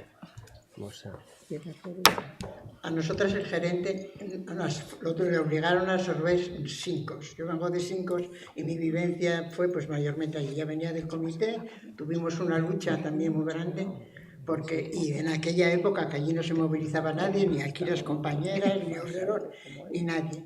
Nos cerraban, nos querían echar de allí, de la fábrica y eso, absorbernos. Entonces éramos 100 y pico y quedamos 40 nada más allí en la fábrica. Despidieron al comité, por supuesto, después del conflicto. Pedro de Silva iba a vernos de aquella, después se escondía, cuando íbamos en Ike se escondía de nosotras. Y fue muy dura también la lucha. Y bueno, después ya nos incrementamos en Ike. Yo lo que más quiero simbolizar es la lucha en Ike. Fue dura. Y lo que más me extrañó cuando entramos en Ike es que había compañeras que, como eran 4 plantas, había que no se conocían las plantas, ¿verdad?, unas a otras. A mí eso me causó impacto. Claro, yo venía de una nave donde todas éramos una. La verdad es que había un ambiente bueno. Hacíamos chollos, no sé si os suena algo alguna vez. Sí. Soy de los que digo yo que todos, cada uno en lo nuestro metemos la mano, porque claro, los chollos lo hacíamos dentro de la jornada. Bueno, eso como anécdota, no como tal. Y entonces sí me extrañó mucho, vi un poco la desconexión, que les era mucho más difícil para conectar con la gente 4 plantas, que nosotras que estábamos unas a otras te conectabas mejor. Y bueno, cuando la lucha fue muy dura, claro, ya después de todo lo que han contado las compañeras y otras veces, todo el historial de la fábrica que vi allí, yo lo que viví en mi empresa fue que estaba en el comité y era el vertical. Tengo que decir algo bueno del vertical y voy a decirlo. La formación, sí, la formación que nos dieron, yo conocí toda mi ordenanza laboral, la que había, gracias que me decían que era abogado, gracias a los cursillos de formación. Nos tenían que dejar salir, costaba un riñón, había la gente que no se atrevía a salir con permiso, porque cuando eras del comité tenías unas horas, o sea, unos días para salir. Y entonces ahí, la verdad, sinceramente, yo eso sí lo apruebo, que ahora no veo formación. Lo que interesa es coger, cuando van a las elecciones, coger gente sin saber qué clase, cómo está preparada, ¿no? Y de aquella conocías. Y de aquella cuando íbamos a reivindicar el salario mínimo, porque lo que nos pasa a los compañeros cuando ¿sabes lo que nos crea el reivindicar algo? Cuando vemos que una compañera de al lado gana más que yo, y entonces ¿por qué lo gana? Pues porque tiene el salario mínimo y hay que reclamarlo. Si quieres reclamarlo, bueno, pues ahí a la hora de eso en el 5 fue la movida que se hubo de reivindicar el salario mínimo, pero se juntaron unas compañeras. Pero cuando fuimos al abogado, después de llevarlas e informarlas, que iban con mucho miedo, no sé si me estoy enrollando, me lo decís, si iban con mucho miedo, llegamos allí y al abogado, que no me acuerdo cómo se llamaba, les dijo, ¿ustedes saben que van a ser conejos de indias? Que pueden llegar a la fábrica y encontrarse 5 minutos, pues no me enrollo más. Entonces yo del conflicto lo que sí señalo es que las compañeras, las que luchamos allí, hubo un ambiente muy bueno, un ambiente con críos, un ambiente de todo. Y una cosa muy dura al salir a la calle y el luchar en la calle. Y después que como nos decían que como éramos mujeres y no quemábamos, ¿cómo se llama? Neumáticos y no quemábamos tal, después la policía nos decía que éramos más viscerales que el naval, porque al naval llegaban a un acuerdo y con nosotras no, nos tenían que sacar de todos los sitios. Eso es así. Y después otra cosa muy dura que vivimos, por lo menos yo personalmente, sindicalmente, la división sindical que nos crearon por la convivencia de los partidos políticos. En el comité nos dividieron por las secciones sindicales, no voy a dar nombres ni nada, de comisiones y de UGT. Nos dividieron. Y el conflicto mandaron, esto no os lo oigo hablar a nadie, mandaron, las de comisiones y UGT abandonaron la lucha. Y las compañeras del comité también. Y nos quedamos los demás. Pero eso creó una división. Porque dentro la gente, como somos mujeres y familias ya marginales, por eso luchábamos tanto, porque sabíamos que lo único que nos separaba de un ser marginal era nuestro puesto de trabajo. Yo por lo menos era soltera y era lo que más valoraba, por eso luchamos como cualquier cabeza de familia. Y entonces, ¿ves? Aquí es donde ahora mismo se me marchó la cabeza ya de lo que quería decir. Creo que se nos bueno, sí, ya, déjame acabarlo. Que no me enrollo, no me eso, pero cuando me enrollo, nos creó una división y eso fue muy duro. ¿Y sabes lo que hacíamos para poder subsistir económicamente? Era hacer con lo que la gente que nos puso la administración allí para gestionar lo que hicieron. Con el poco o mucho dinero llevaron y pidieron de cantidad de cajas, de cantidad de géneros, de cantidad que bienvenido que fue, porque a nosotros nos valió después para subsistir. Había una gente que se quedaba en la fábrica trabajando, otra gente que vendía afuera y otra gente que vendía en un local de abajo, eso no os lo oigo decir, pero sí, así pudimos ir subsistiendo. Pero ¿qué hizo la gente? Que eso fue muy bueno, que logramos convencerlas que el dinero que se ganaba se repartiera en la gente que marchó para casa también. Cuando hablamos de eso, esto sí que fue duro y llegar a que toda la gente lo admitiera, ¿cierto? No fue así. Y logramos mantener el conflicto. Fue muy duro después que nos hicieran hacer cursillos de formación y que lo consintiera la administración. Eso fue muy duro también, y a veces también dentro de nosotras mismas consentimos que aquello pasara, digo dentro del comité, que consentimos también que pasara aquello. Y después una lucha la tuve con los sindicatos, porque teníamos que aceptar un proyecto que nos mandaba, un proyecto que no tenía ninguna garantía. Como algunos de los sindicatos que nos dividieron nos decía yo, ¿tú lo aceptarías, Pansidesa? Este proyecto que nos traes aquí, porque nos querían cerrar la fábrica, que cerráramos la fábrica, que marcháramos íbamos al paro y después cuando viniera el empresario nos llamaban. Y nuestra lucha era decir, se vende una cosa cuando está en activo, si está cerrada ya no, porque sabíamos que nos iban a esparcer a todos. Bueno, esto es un poquito todo, cosas que no os oigo contar, que fueron duras que vivimos y después ya lo de salir a la calle y lo de todo eso fue muy duro. Y la policía... Todavía en el kiosco algún policía me puede decir que le quitaron el cargo por culpa nuestra. Porque éramos viscerales que nos tenían que sacar de los sitios y tal. Fue dura la lucha, pero al mismo tiempo teníamos un ambiente muy bueno y no logramos con las de afuera que si no les hubiéramos repartido también el dinero que ganábamos, hubiéramos tenido a lo mejor un problema. Fijaros como si UGT que no se enteraran de que nosotros cobrábamos y las otras no les dábamos dinero. Y logramos todas mantenernos unidas en ese sentido. Y la verdad, bueno, pues después ya la gente fue subsistiendo y muy duro, porque ver compañeras en la calle que no encontraban trabajo y todo, pues muy duro. Me pasaron yo creo los 5 minutos. No iba a hablar, pero me Charo, tienes unos minutos todavía. Tienes unos minutos, Charo. Pues concretamente, sí. No, yo quería decir que se enrolla uno con lo de adelante y en lo que fue las movidas. En realidad... nuestra lucha pues yo pienso que fue muy digna y además muy, no sé si decir, lo de los hombres, lo que nos dijeron en el Principado de que no íbamos a tirar camiones y por eso no nos iban a hacer ni puñetero caso. Yo creo que fue una lucha que a nuestra manera, fue una lucha como más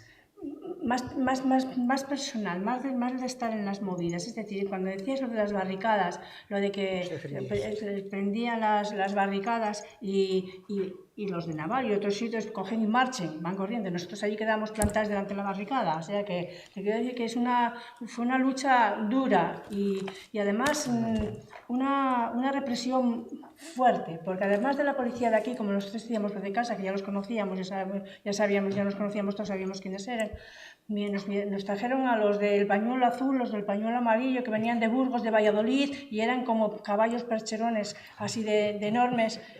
con unas manoplas y daba, vamos, que a veces dices tú, pero bueno, ¿para qué? ¿Para cuatro que estamos allí los probes haciendo tal? ¿Para qué vienen estos cachos de paisanos a sacudir? O sea, que no eso. Ana, tenías una pregunta. Sí, no, es que no quería... Luego vamos a tener una puesta en común. Pero sí quería que nos contarais, que yo lo oí muchas veces a Isolina y a Charo también, cómo fueron esos 4 años de pelea, de reivindicaciones, de movilizaciones, pero también de encierro, que había que vivirlo y había que estar ahí. Me gustaría que lo... Bueno, al principio íbamos todas en mogollón, pero después decíamos, esto no vamos a poder resistirlo. Entonces hicimos 3 turnos, como los de Ensidesa. Uno de mañana hacia mañanas, otro hacia tardes, y íbamos a la noche a dormir los turnos, los que nos tocase. Y así fue como aguantamos, porque si no era imposible. Pero bueno, así organizadas y tal, cada una sabía en qué turno estaba y iba a la hora que le tocaba. Y fuimos así aguantando. Y bueno, a dormir, yo la verdad que no lo pasaba. Bueno, dormíamos. Nos echábamos en los despachos que tenían moqueta y estaban más calientes. Y eso. Y yo tenía el hijo que era pequeño, todavía tenía 8 o 9 años. Y le gustaba muchísimo ir a dormir con nosotros allí. Y él iba, fue más de una vez, a dormir. Quiero decir que... Y ellos iban a jugar por allí y lo pasaban bomba mientras estábamos allí nosotras. No iban todos los hijos, pero bueno, iban un grupín así que eso. Y bueno, andaban toda la fábrica de arriba abajo y jugaban por allí y lo pasaban muy bien. Y yo, bueno, creo que casi como nos organizamos, que creo que nos organizamos bien para poder tirar muchos años, los 4 años que tiramos, porque si no era imposible. Si no organizamos los turnos, imposible, porque todos a una no íbamos a aguantar. Y luego teníamos que salir eso a la calle a hacer, entonces siempre quedaba alguien dentro de la empresa para que no nos viniesen a cerrar. Y unas marchaban y unas pocas quedaban allí cuidando el recinto. Y bueno, y así fuimos tirando pues los 4 años que aguantamos. Pero bueno, yo creo que dentro de lo que cabe, bien, yo no... Va, hombre, pasamos lo nuestro, pero bueno, ya está olvidado. Tengo que decir que en las jornadas del día del miércoles, 29 de octubre, tendremos otra oportunidad de hablar con más extrabajadoras y tendremos a Ana María García Carpintero y a Irene Mo. Quiero también mencionar que, claro, de todo esto que estáis contando, la suerte es que hay muchísimo material, tanto de hemeroteca como fotográfico, ¿no? Y hay fotografías que, bueno, ya creo que quedan para la historia. Yo ahora en la mente tengo a Bernardina tirada por el suelo, ahí arrastrada y a Charo también, que estabais. Esas fotografías, cuando las ven, bueno, no sé si tenéis nietos o tenéis familia y tal, cuando las ven, vamos, dirán, vamos... Yo, mi marido fue muy bueno, no digo de la valentía, dirán, madre mía, pero... tengo sobrinos que son los que iban allí, como venían los reyes a la fábrica, o sea, aparte de lo duro, no, pero bueno, esto ya es anecdótico, sí. Casi no sé en los comentarios más. Que lo que dice Solina, iban los críos allí, ¿verdad? Y tenían una convivencia entre ellos, se organizaban también todos, porque bueno, eran pequeños cuando iban allí. Es verdad, los cumpleaños, que tenéis fotografía. También, sí. Hay un material buenísimo que hizo con mucha paciencia Charo. Charo, ¿cómo se llama tu marido? José. José, es verdad, perdóname. Y José, que tiene una documentación estupenda, que vamos a ver si la recogemos. José queda con ella el Museo del Pueblo de Asturias, o hacemos algo con ella porque es, vamos, una información de primera mano y bueno, se lo coge cualquier estudioso, cualquier persona que quiera hacer una tesis o cualquier cosa y es una maravilla. Bueno, pues nos vemos luego, chicas. Muchísimas gracias.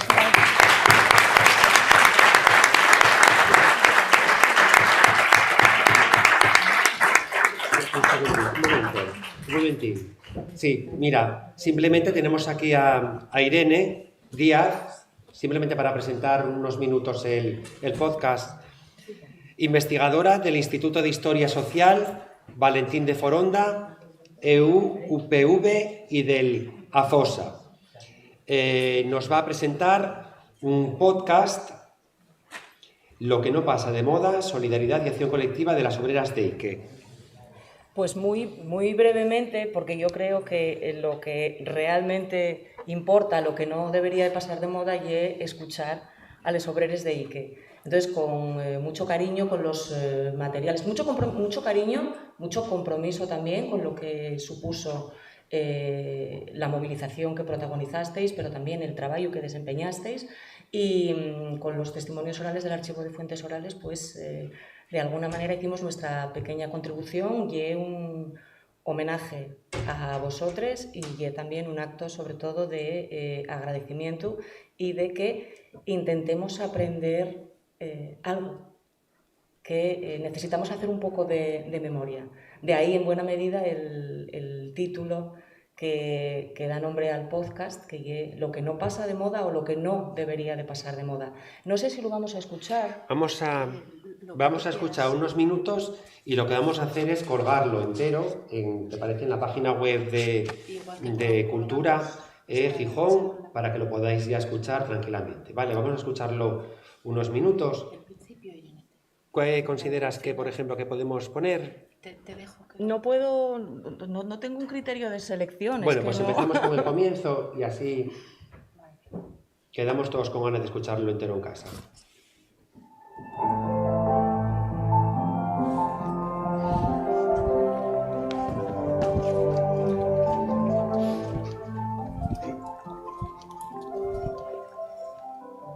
Los procesos de desindustrialización han afectado a buena parte de los países del mundo en diferentes momentos y con diferente intensidad.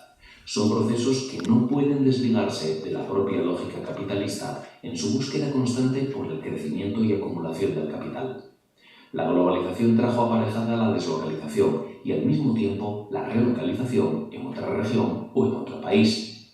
Crecimiento y progreso. Esa era y continúa siendo la máxima. Sin embargo, en esta ecuación, en apariencia perfecta, de capitalismo, progreso y crecimiento, ¿qué ocurre con los y las trabajadoras, las comunidades y los espacios que habitan cuando dejan de ser útiles para que ese engranaje funcione? ¿Cómo lo enfrentan? ¿Cómo lo afrontan? Es una cosa que es verdad, es como que se te muera alguien de la familia y tú y yo, ponte tú, entré a trabajar de los 12 años, ¿no? Con 2 moños aquí, la gestión de la comida no vaya a trabajar. Entonces eres una cría de 12 años, empiezas a encontrar las amigas de 12 a 12, 13, empiezas a encontrar las amigas, empiezas a ir al jardín, ¿con quién vas? Con toda la gente que tienes alrededor de la fábrica, que es como tú, que es como tu familia, vas, te haces un grupo de amigos y vas. Te vas a la nieve, vas a donde íbamos, entonces te casas, están allí, tú miras tu boda, tus amigas, tus compañeras, que es tu familia. Aquí le cuentas las cosas que a lo mejor no puedes contar en un momento dado a tus compañeras. Y entonces llega un momento que te casas, tienes un hijo, el hijo ya tenía 9 años, por el realista que la fecha de unión, y toda esta trayectoria de vida te echan a la calle y te quedan, y es como que te muere una vida.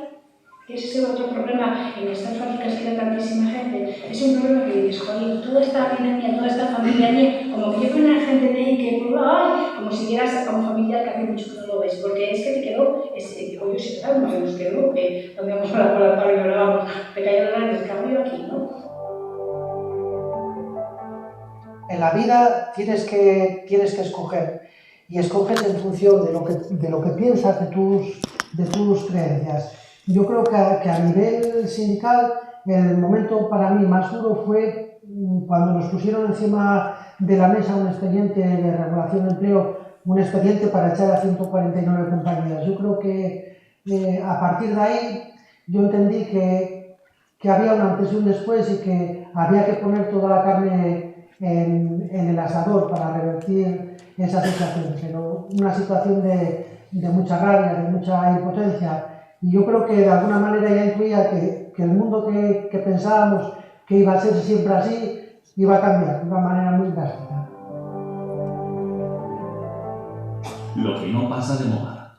las obreras de Ike.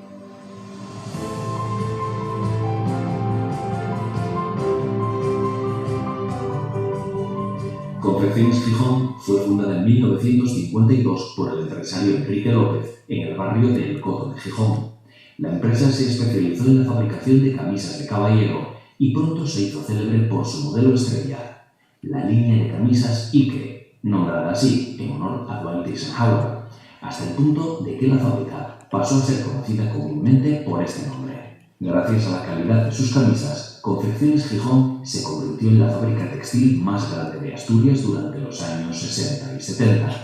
Su éxito trascendió el ámbito nacional, con exportaciones a Estados Unidos y Latinoamérica. En sus años de esplendor, Ike llegó a fabricar 1 millón de camisas al año, destacando por innovaciones como ofrecer 3 largos de mando por talla, algo insólito en la España de la época. Ike fue un símbolo del desarrollismo español, destacando por su alta productividad y con una plantilla que llegó a superar las 700 trabajadoras, casi exclusivamente mujeres, en las líneas de producción, mientras que los hombres ocupaban mayoritariamente los puestos de mando. Empezamos a trabajar efectivamente con jóvenes, porque era una época dura, y a los 11 años 12 quedaban el certificado de estudios primarios, no había más que tenían los años de grado, y si tenías pasta para poder ir a estudiar, pues te enfocabas a prestigiar, y si venías como yo, de que tu padre era minero de la Camocha, que las huelgas a los 65 te mataban porque se quedaron 3 y 4 meses de huelga y no había así que llevar a la boca. Yo tenía a mi hermana y empecé a trabajar en Ike con 13 años, y yo cuando cumplí los 12 me dijeron en la escuela, toma, vas para aquí o vas para allá, entonces dije a mi hermana, ven conmigo, y con 11 años empecé a trabajar. Trabajabas y estabas hasta los 14 años, que era la edad obligatoria de trabajar, pues estabas sin seguridad, estabas sin nada, te hacían inspecciones, y cuando llegaban los inspectores te bajaban los servicios, te escondían en los bares y cuando te sacaban. Tú trabajabas, tenías un salario base que era muy pequeñito, entonces te ponían a partir de X camisas, cobras a tanto por camisa. Sí, pero los toques sí que te los ponían gratis, con lo que tú tenías que cobrar mucho para poder sacar un destajo curioso. Y depende de qué cosas también, si te caía mejor, si el acoso sexual era por otro lado, pues te ponían, había máquinas que corrían menos, había máquinas que corrían más, pero a lo mejor quien le ponía el precio, como era el director, pues o sea, poner delante de ellos, pues si le ponía un precio más alto, tantas camisas, tanto dinero, y al que te lo ponía muy bajo, entonces tú para sacar un destajo curioso tenías que correr muchísimo más que las demás. Por eso yo acabamos todas las caras de aquí y la mayoría, de tanto a las porque era muy imposible. No sé, deja el texto. Deja el siguiente texto. ¿Qué, un poquito más? Sí. Muchas de ellas eran aún unas niñas cuando se incorporaron al mercado laboral. Para ellas, la fábrica se convirtió en mucho más que un espacio de trabajo. A pesar de la dureza de una labor repetitiva, cronometrada y ensordecedora, alrededor de las máquinas de coser y de planchar se forjaron vínculos, relaciones y aprendizajes imperecederos que ponían el énfasis no tanto en el trabajo en sí, como en el sentido de lo colectivo que forjaron a su alrededor. Fue una experiencia laboral que dejó unos legados de oprobio y de abuso, más acentuados si cabe por el hecho de ser mujeres, pero también de solidaridad, de identidad de clase, de identidad de género y de resistencia. Convivimos 8 horas al día. Siempre no puede ser ajeno. Bueno, vamos a dejarlo aquí y os prometemos que lo vamos a colgar en la página web de Cultura Gijón para que lo podáis escuchar pues en su totalidad. La verdad que Ike y las trabajadoras de Ike despiertan un interés enorme y de hecho el miércoles nos van a venir a contar que pues están trabajando en la elaboración de una serie de 8 capítulos sobre vosotras. De momento creo que está hecho un capítulo, el piloto, y no sé cómo va la historia. O sea que nos van a contar a ver qué proyecto tienen y qué van a hacer y cómo está el tema. Bueno, vamos a empezar la mesa redonda. Invito a que se suban aquí de nuevo a la mesa con nosotros Rubén Vega, Nerea González, Charo López, Isolina y Bernardina. Venga. Ahora ya Bernardina, la que empieza acaba. Venga, arriba. Venga, Bernardina. Bueno, la mesa redonda ahora va a ser para todos y para todas las que estáis aquí sentadas. Entonces, ponemos a disposición ya de todo el público presente 2 micrófonos inalámbricos y cualquier persona que quiera decir cualquier reflexión, cualquier pregunta, cualquier cosa, hay muchas trabajadoras aquí presentes, pues esto ahora ya es abierto a todas. Bueno, ¿hay sitios? Sí, sí, sí.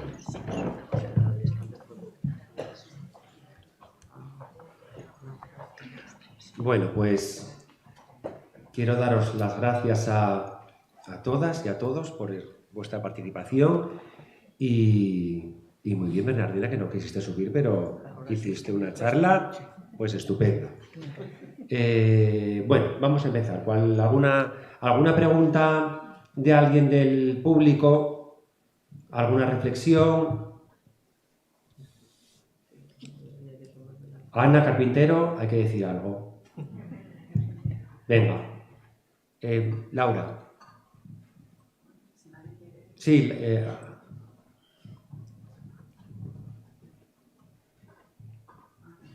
Gracias, Ana. Solamente decir que efectivamente el conflicto nos marcó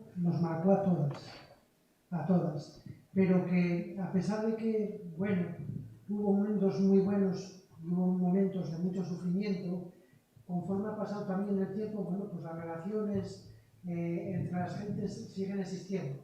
Han pasado, pues fíjate, desde el 90 que cerró la empresa, 35 años, no sé si cuento bien. Sí. Y bueno, seguimos viéndonos, se siguen tomando café, sigue habiendo relaciones, sigue habiendo encuentros.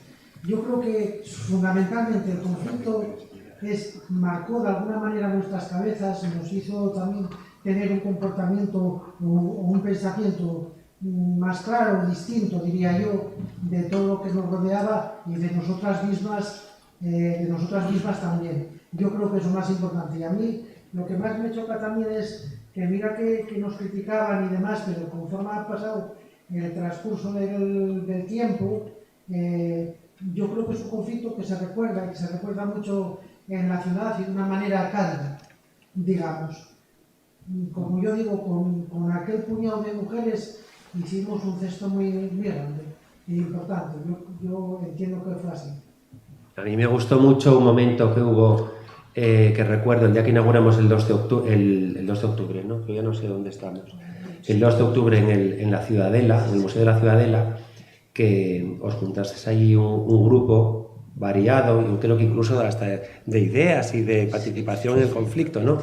Y hubo un momento que dijisteis, venga, vamos a hacer una fotografía todas y bueno, ahí de hecho yo creo que el comercio encima puso como un titular precioso, yo no me acuerdo mucho si fue la camadería, sí, ¿cómo se dice? Bernardina, esto, Isolina. Camaradería, la camaradería y las risas, no sé, fue algo así como muy, muy guapo. Es que creo como una familia, o sea, aparte de lo que decimos que tenemos, perdón, hay que hablar ahí. Sí. Aparte de lo que decimos que teníamos trabajando, porque es verdad, casi convivíamos más en familia en la fábrica que creo que estábamos en casa. En casa ibas, desayunabas, merendabas y cenabas y para la cama. Y con ellas tú miras las horas que estábamos conviviendo todas, o sea, era como otra familia. Entonces ahora cuando nos ves, y algunos hacía años, ¿verdad?, que no nos veíamos y tal, te encanta por la vida. La verdad es que se creó un ambiente muy, muy bueno, muy familiar, tanto en el trabajo como después en la lucha. Ahora, yo lo que me quedó un poco marcado de la lucha fue que tantos años, al último ya teníamos que haber cortado un poquito primero, porque claro, la gente tenía que marchar a trabajar, mucha gente tenía familia, y lo que hablamos, que el salario, las que quedamos es que necesitábamos el salario, entonces las pobres tenían que marchar a trabajar y no podían quedarse allí tantas como éramos al principio. Entonces a lo mejor a las que quedaban les daba un poco de eso de que marchaban, y no era que marcharan porque tal, era porque tenían que trabajar, iban a casas, porque claro, después yo que tuve un kiosco que me dijo que iba a ser empresaria, y yo después, fíjate dónde acabé, y las veía que o trabajaban en casa para encontrar un trabajo, otra vez era dificilísimo y con situaciones muy duras, porque pasaban por ahí algunas y me contaban y te dolía. Yo estaba oyendo a Ana ahora, estaba recordando, a los 10 años del conflicto se publicó un libro, el de Retales de la Reconversión, y se juntó en el salón de actos del antiguo instituto un montón de mujeres que habían sido de Ike, y de allí salió una propuesta de movilización, ¿no? Que era lo que sabíais hacer, claro.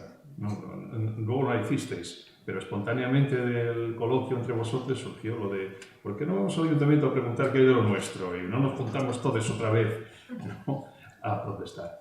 Yo creo, en lo que decía Ana, que nunca mejor dicho, además, entre vosotros hay un hilo, aunque sea un hilo invisible, que os conecta y que hace que cuando volvéis a coincidir, aunque haga un montón de tiempo que no os veis, haya un punto de afinidad. Por lo menos en los que peleasteis, no sé qué vínculo queda con gente que se fue, o que abandonó, o que no estuvo en la pelea. Y luego, Ana decía también con lo que nos criticaron, y bueno, yo creo que la batalla de la memoria claramente la estáis ganando, ¿no? Y eso también tiene su importancia, porque, bueno, digamos, la canción y emblemática del movimiento obrero femenino, y el pan y rosas, por una huelga hace muchos años en Nueva York, donde las mujeres, además de lo económico, reivindiquen lo emocional, lo sensible, lo subjetivo. Bueno, eso está en la base de nuestra existencia como personas. Y ahí la memoria tiene que ver con la autoestima, tiene que ver con el respeto que os ganasteis, con la consideración social, tiene que ver con el orgullo, como alguien que está aquí presente decía el otro día, con ese orgullo de quienes lucharon, quienes pelearon y quienes plantaron cara a las adversidades. Y eso merece un reconocimiento, y yo creo que en esta ciudad la memoria de Ike, a pesar de que vayas al Calderón y no se acuerde nadie, y vayas a no sé dónde, claro, la memoria es muy frágil para muchísimas cosas, pero hay quien cultiva esa memoria y están quedando muchas cosas. Está quedando aquel libro de hacia 20 años, están quedando, esto va a quedar, pero es que lo que se hizo en el 25 aniversario también está por ahí online. A mí a veces de repente te vi en un sitio que estabas con Ana Carpintero y con Charo en un vídeo. Pues sí, en el antiguo instituto con más gente. Hay proyectos audiovisuales, es decir, que seguís. Desde el punto de vista de la memoria, igual estáis más vivos que nunca, ¿no? A pesar del tiempo transcurrido. Y yo, que soy un devoto de una película de los tiempos duros de la caza de brujas, de La sal de la tierra, una película hecha en condiciones muy adversas por gente que ya no podía hacer cine en Estados Unidos y que con el hostigamiento de las autoridades locales consiguió hacer una película. Yo diría que a vosotros os pasó en ese tránsito de la pelea lo mismo que a los protagonistas de esa película, que cuando acaba la pelea son personas distintas. Porque la pelea te da no solo sufrimiento, sino también empoderamiento, experiencia, te cambia la manera de ver el mundo, te cambia la manera de relacionarte con tus compañeras, te cambia la manera de pensar y te cambia la personalidad en último extremo. Es decir, seguramente después de haber vivido eso va a ser difícil que os asuste nada, ¿no? O va a ser difícil que os arruguéis ante nada. Y hay un aprendizaje también ahí de lo que vale estar juntas, de lo que vale solidarizarse. Al final, obviamente cada una habrá hecho de su vida lo que haya podido, porque cada uno habrá sobrevivido como quiera. Pero gente del SDI a la que encuentres dando la cara en otros sitios, eso ya es bastante normal.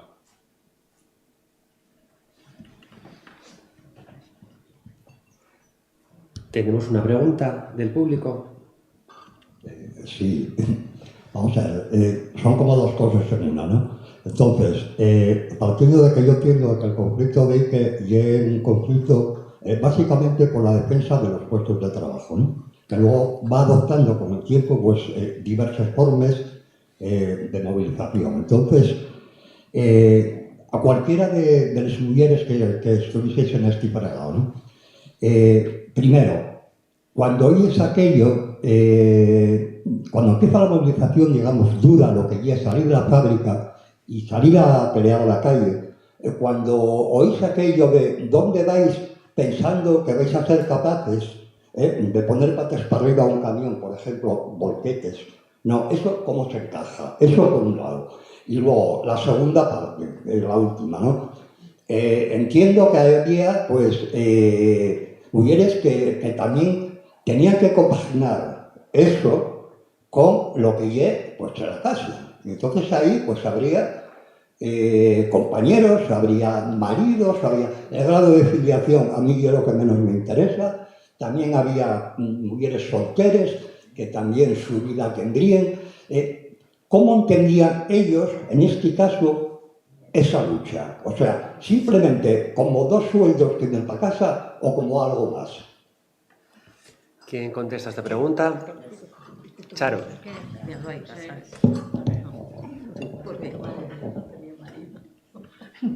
No tenía marido, pero tenía madre. ¿Qué te digo yo? A ver, cada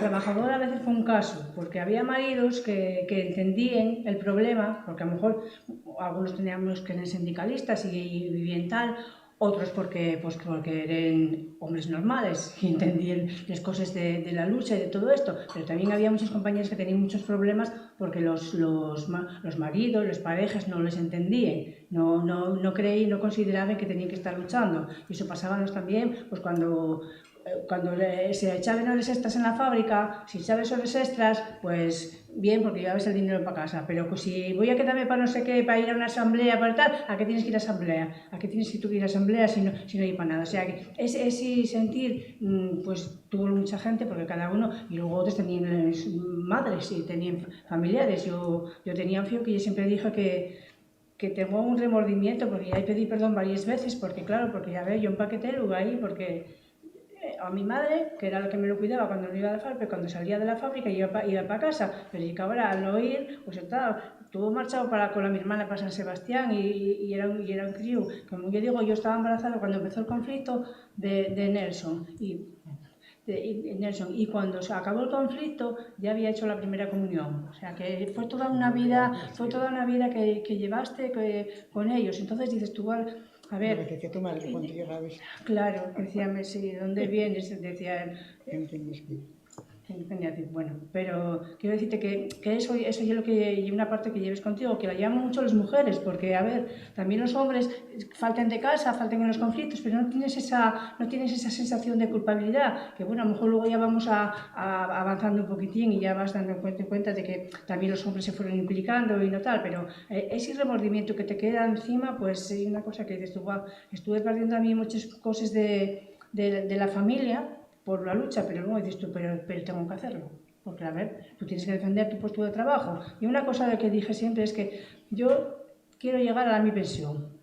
No acuerdo, también el sindicalista nuestro siempre me sacaba en las asambleas porque yo dije, ahí está, la de la pensión. Y cada vez que había la pensión, cuando había alguna modificación, decían, oye, ¿y la pensión? Decía, espera, que ahí está Charo con la pensión. Porque es que hay una cosa que es tuyo, ¿no? Yo trabajé en tropecientes cosas. Después de cerrar la empresa hice de todo.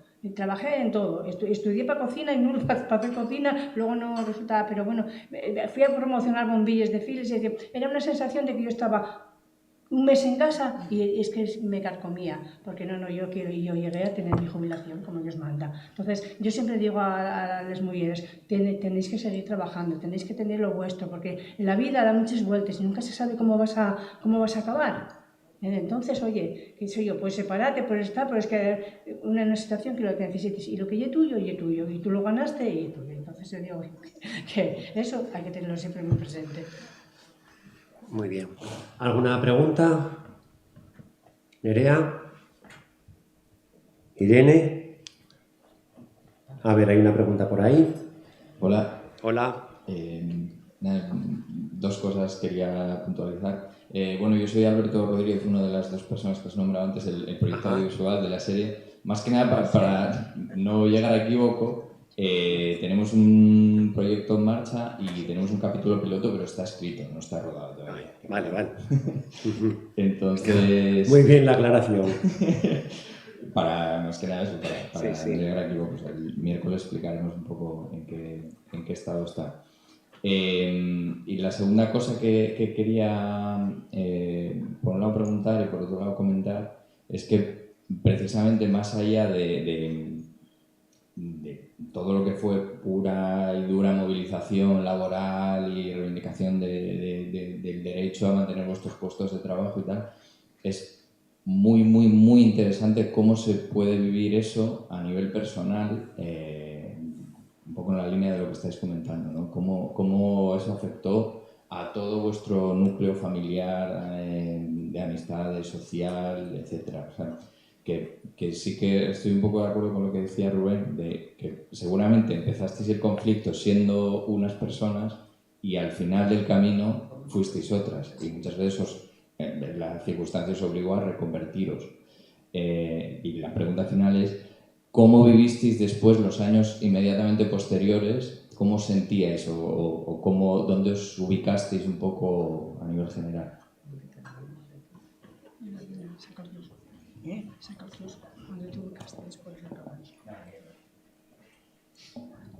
Bueno, como veréis no quiero hablar, pero me parece que yo la que más estoy hablando de todos, ¿no? Que ya cogiste la mano. Y yo, o sea, yo al salir de la fábrica tenía que buscarme algo y bueno, ya tuve la propuesta de un kiosco anteriormente, pero como habíamos empezado las movidas me iba a marchar del comité y dejar a la gente plantada. Y cuando acabamos las movidas surgió que otro kiosco, porque para mucho más no estaba, porque había ido a buscar trabajo en varios sitios, no sé si fue la careta de los periódicos, claro, cuando sales en tal, cuando me decían que sí, pero cuando iba allí ya estaba el puesto ocupado. A lo mejor es una circunstancia que se daba que era cierta, ¿no? Y entonces, como tenía que labrar metal, cogí un kiosco con otra compañera de la fábrica y ahí, por eso digo que ahora tal, me anulé como persona, porque fue de salir de un encierro y meterme en otro. Para poderlo levantar, aunque estaba en la esquina de un colegio, pero no entraba nadie. Y entonces costó sacarlo adelante y entonces ahí me enterré hasta que me jubilé. Por autónomo, claro. Trabajé toda mi vida en hotel, pero acabé jubilada como autónomo. Entonces, buscándote la vida, otras las pobres iban a asistir, otras tuvieron su suerte, sacaron oposiciones en la seguridad social. Una compañera que estaba en el encierro se fue a presentar, ¿cómo se llamaba? Marifera, la que se fue a presentar para ver lo que eran las oposiciones y resulta que sacó la plaza de auxiliar. Nos prestó todo. ¿Os acordáis de Marifé? Era para ver una experiencia y resulta que sacó, fíjate, sin estudiar, ¿os acordáis de ella, no? Y otras, pues bueno, abriéndose camino a la vida como pudimos todos. Había más trabajo que ahora posiblemente. Corregirme si me equivoco, que igual digo una tontería. ¿Coincidió con la apertura de Carrefour y os habían dicho que entrabais ahí en Carrefour? Claro, era el proyecto que te hablaba yo de los sindicatos. O sea, era Carrefour, pero ¿sabes a quién metieron, no? No. A las compañeras de los sindicatos que marcharon. A dos. No, claro, yo no sé... En esa fecha estuve cuando abrieron los fresnos. Yo cuando abrieron los fresnos me llamaron y tuve una entrevista y estuve como año y medio limpiando, con una empresa de limpieza. Sí, me llamaron, los planes estos de reconversión que decían, sí, a mí me llamaron por una entrevista y me cogieron y estuve año y medio en una empresa de limpieza, en Pilsa, en los fresnos. Pues tres trabajadores colocaron. Iban a colocar a 100 ¿qué? ¿Os imagináis a estos sindicatos que decimos aceptar ese proyecto? No, claro, las cifras... No, porque lo que estaba hablando ahora es para vosotros. ¿Alguna pregunta más? Yo, bueno, una nota de color, porque resulta que, hablando de proyectos cinematográficos, resulta que el 47 tuvo un éxito y la historia vuestra con el autobús es digna de contar. Por favor, contarnos esa historia. Así que hay que luchar por Samu y Alberto, porque eso... Bueno, y hablaremos más detenidamente el miércoles, pero vamos a ver que ahora yo creo que es un buen momento para volver a insistir en esto, ahora que, bueno, pues todo este mes de de trabajo con todas ellas, pues bueno, pues se volvió a poner el tema de Ike. Bueno, vamos a terminar ya. Yo creo que cumplimos el horario a rajatabla porque son las 20:29, dijimos que íbamos a acabar a las 20:30. Os emplazo a todos y a todas el miércoles 29 de octubre a la misma hora, a las 6:30, al Centro Municipal Integrado del Llano. Allí volveremos a hacer la segunda jornada de todas estas charlas con Luis Miguel Piñera en Trialgo, con Aurora Valdescaso, con Samu Fuentes, con Alberto Rodríguez, con Ana María García Carpintero y Irene Mon. Quiero dar las gracias a todos los que estáis aquí, a todas las que estáis aquí presentes hoy en el Coto, a toda la gente, a todas las personas que nos están siguiendo desde sus casas o desde donde quieran. Dar muchísimas gracias a todos los ponentes y todas las intervinientes que estuvisteis con nosotros. Y bueno, yo creo que espero que os haya gustado. Este material pues ya quedará aquí para la historia y yo creo que es el camino a seguir, ¿no? Bueno, pues muchísimas gracias.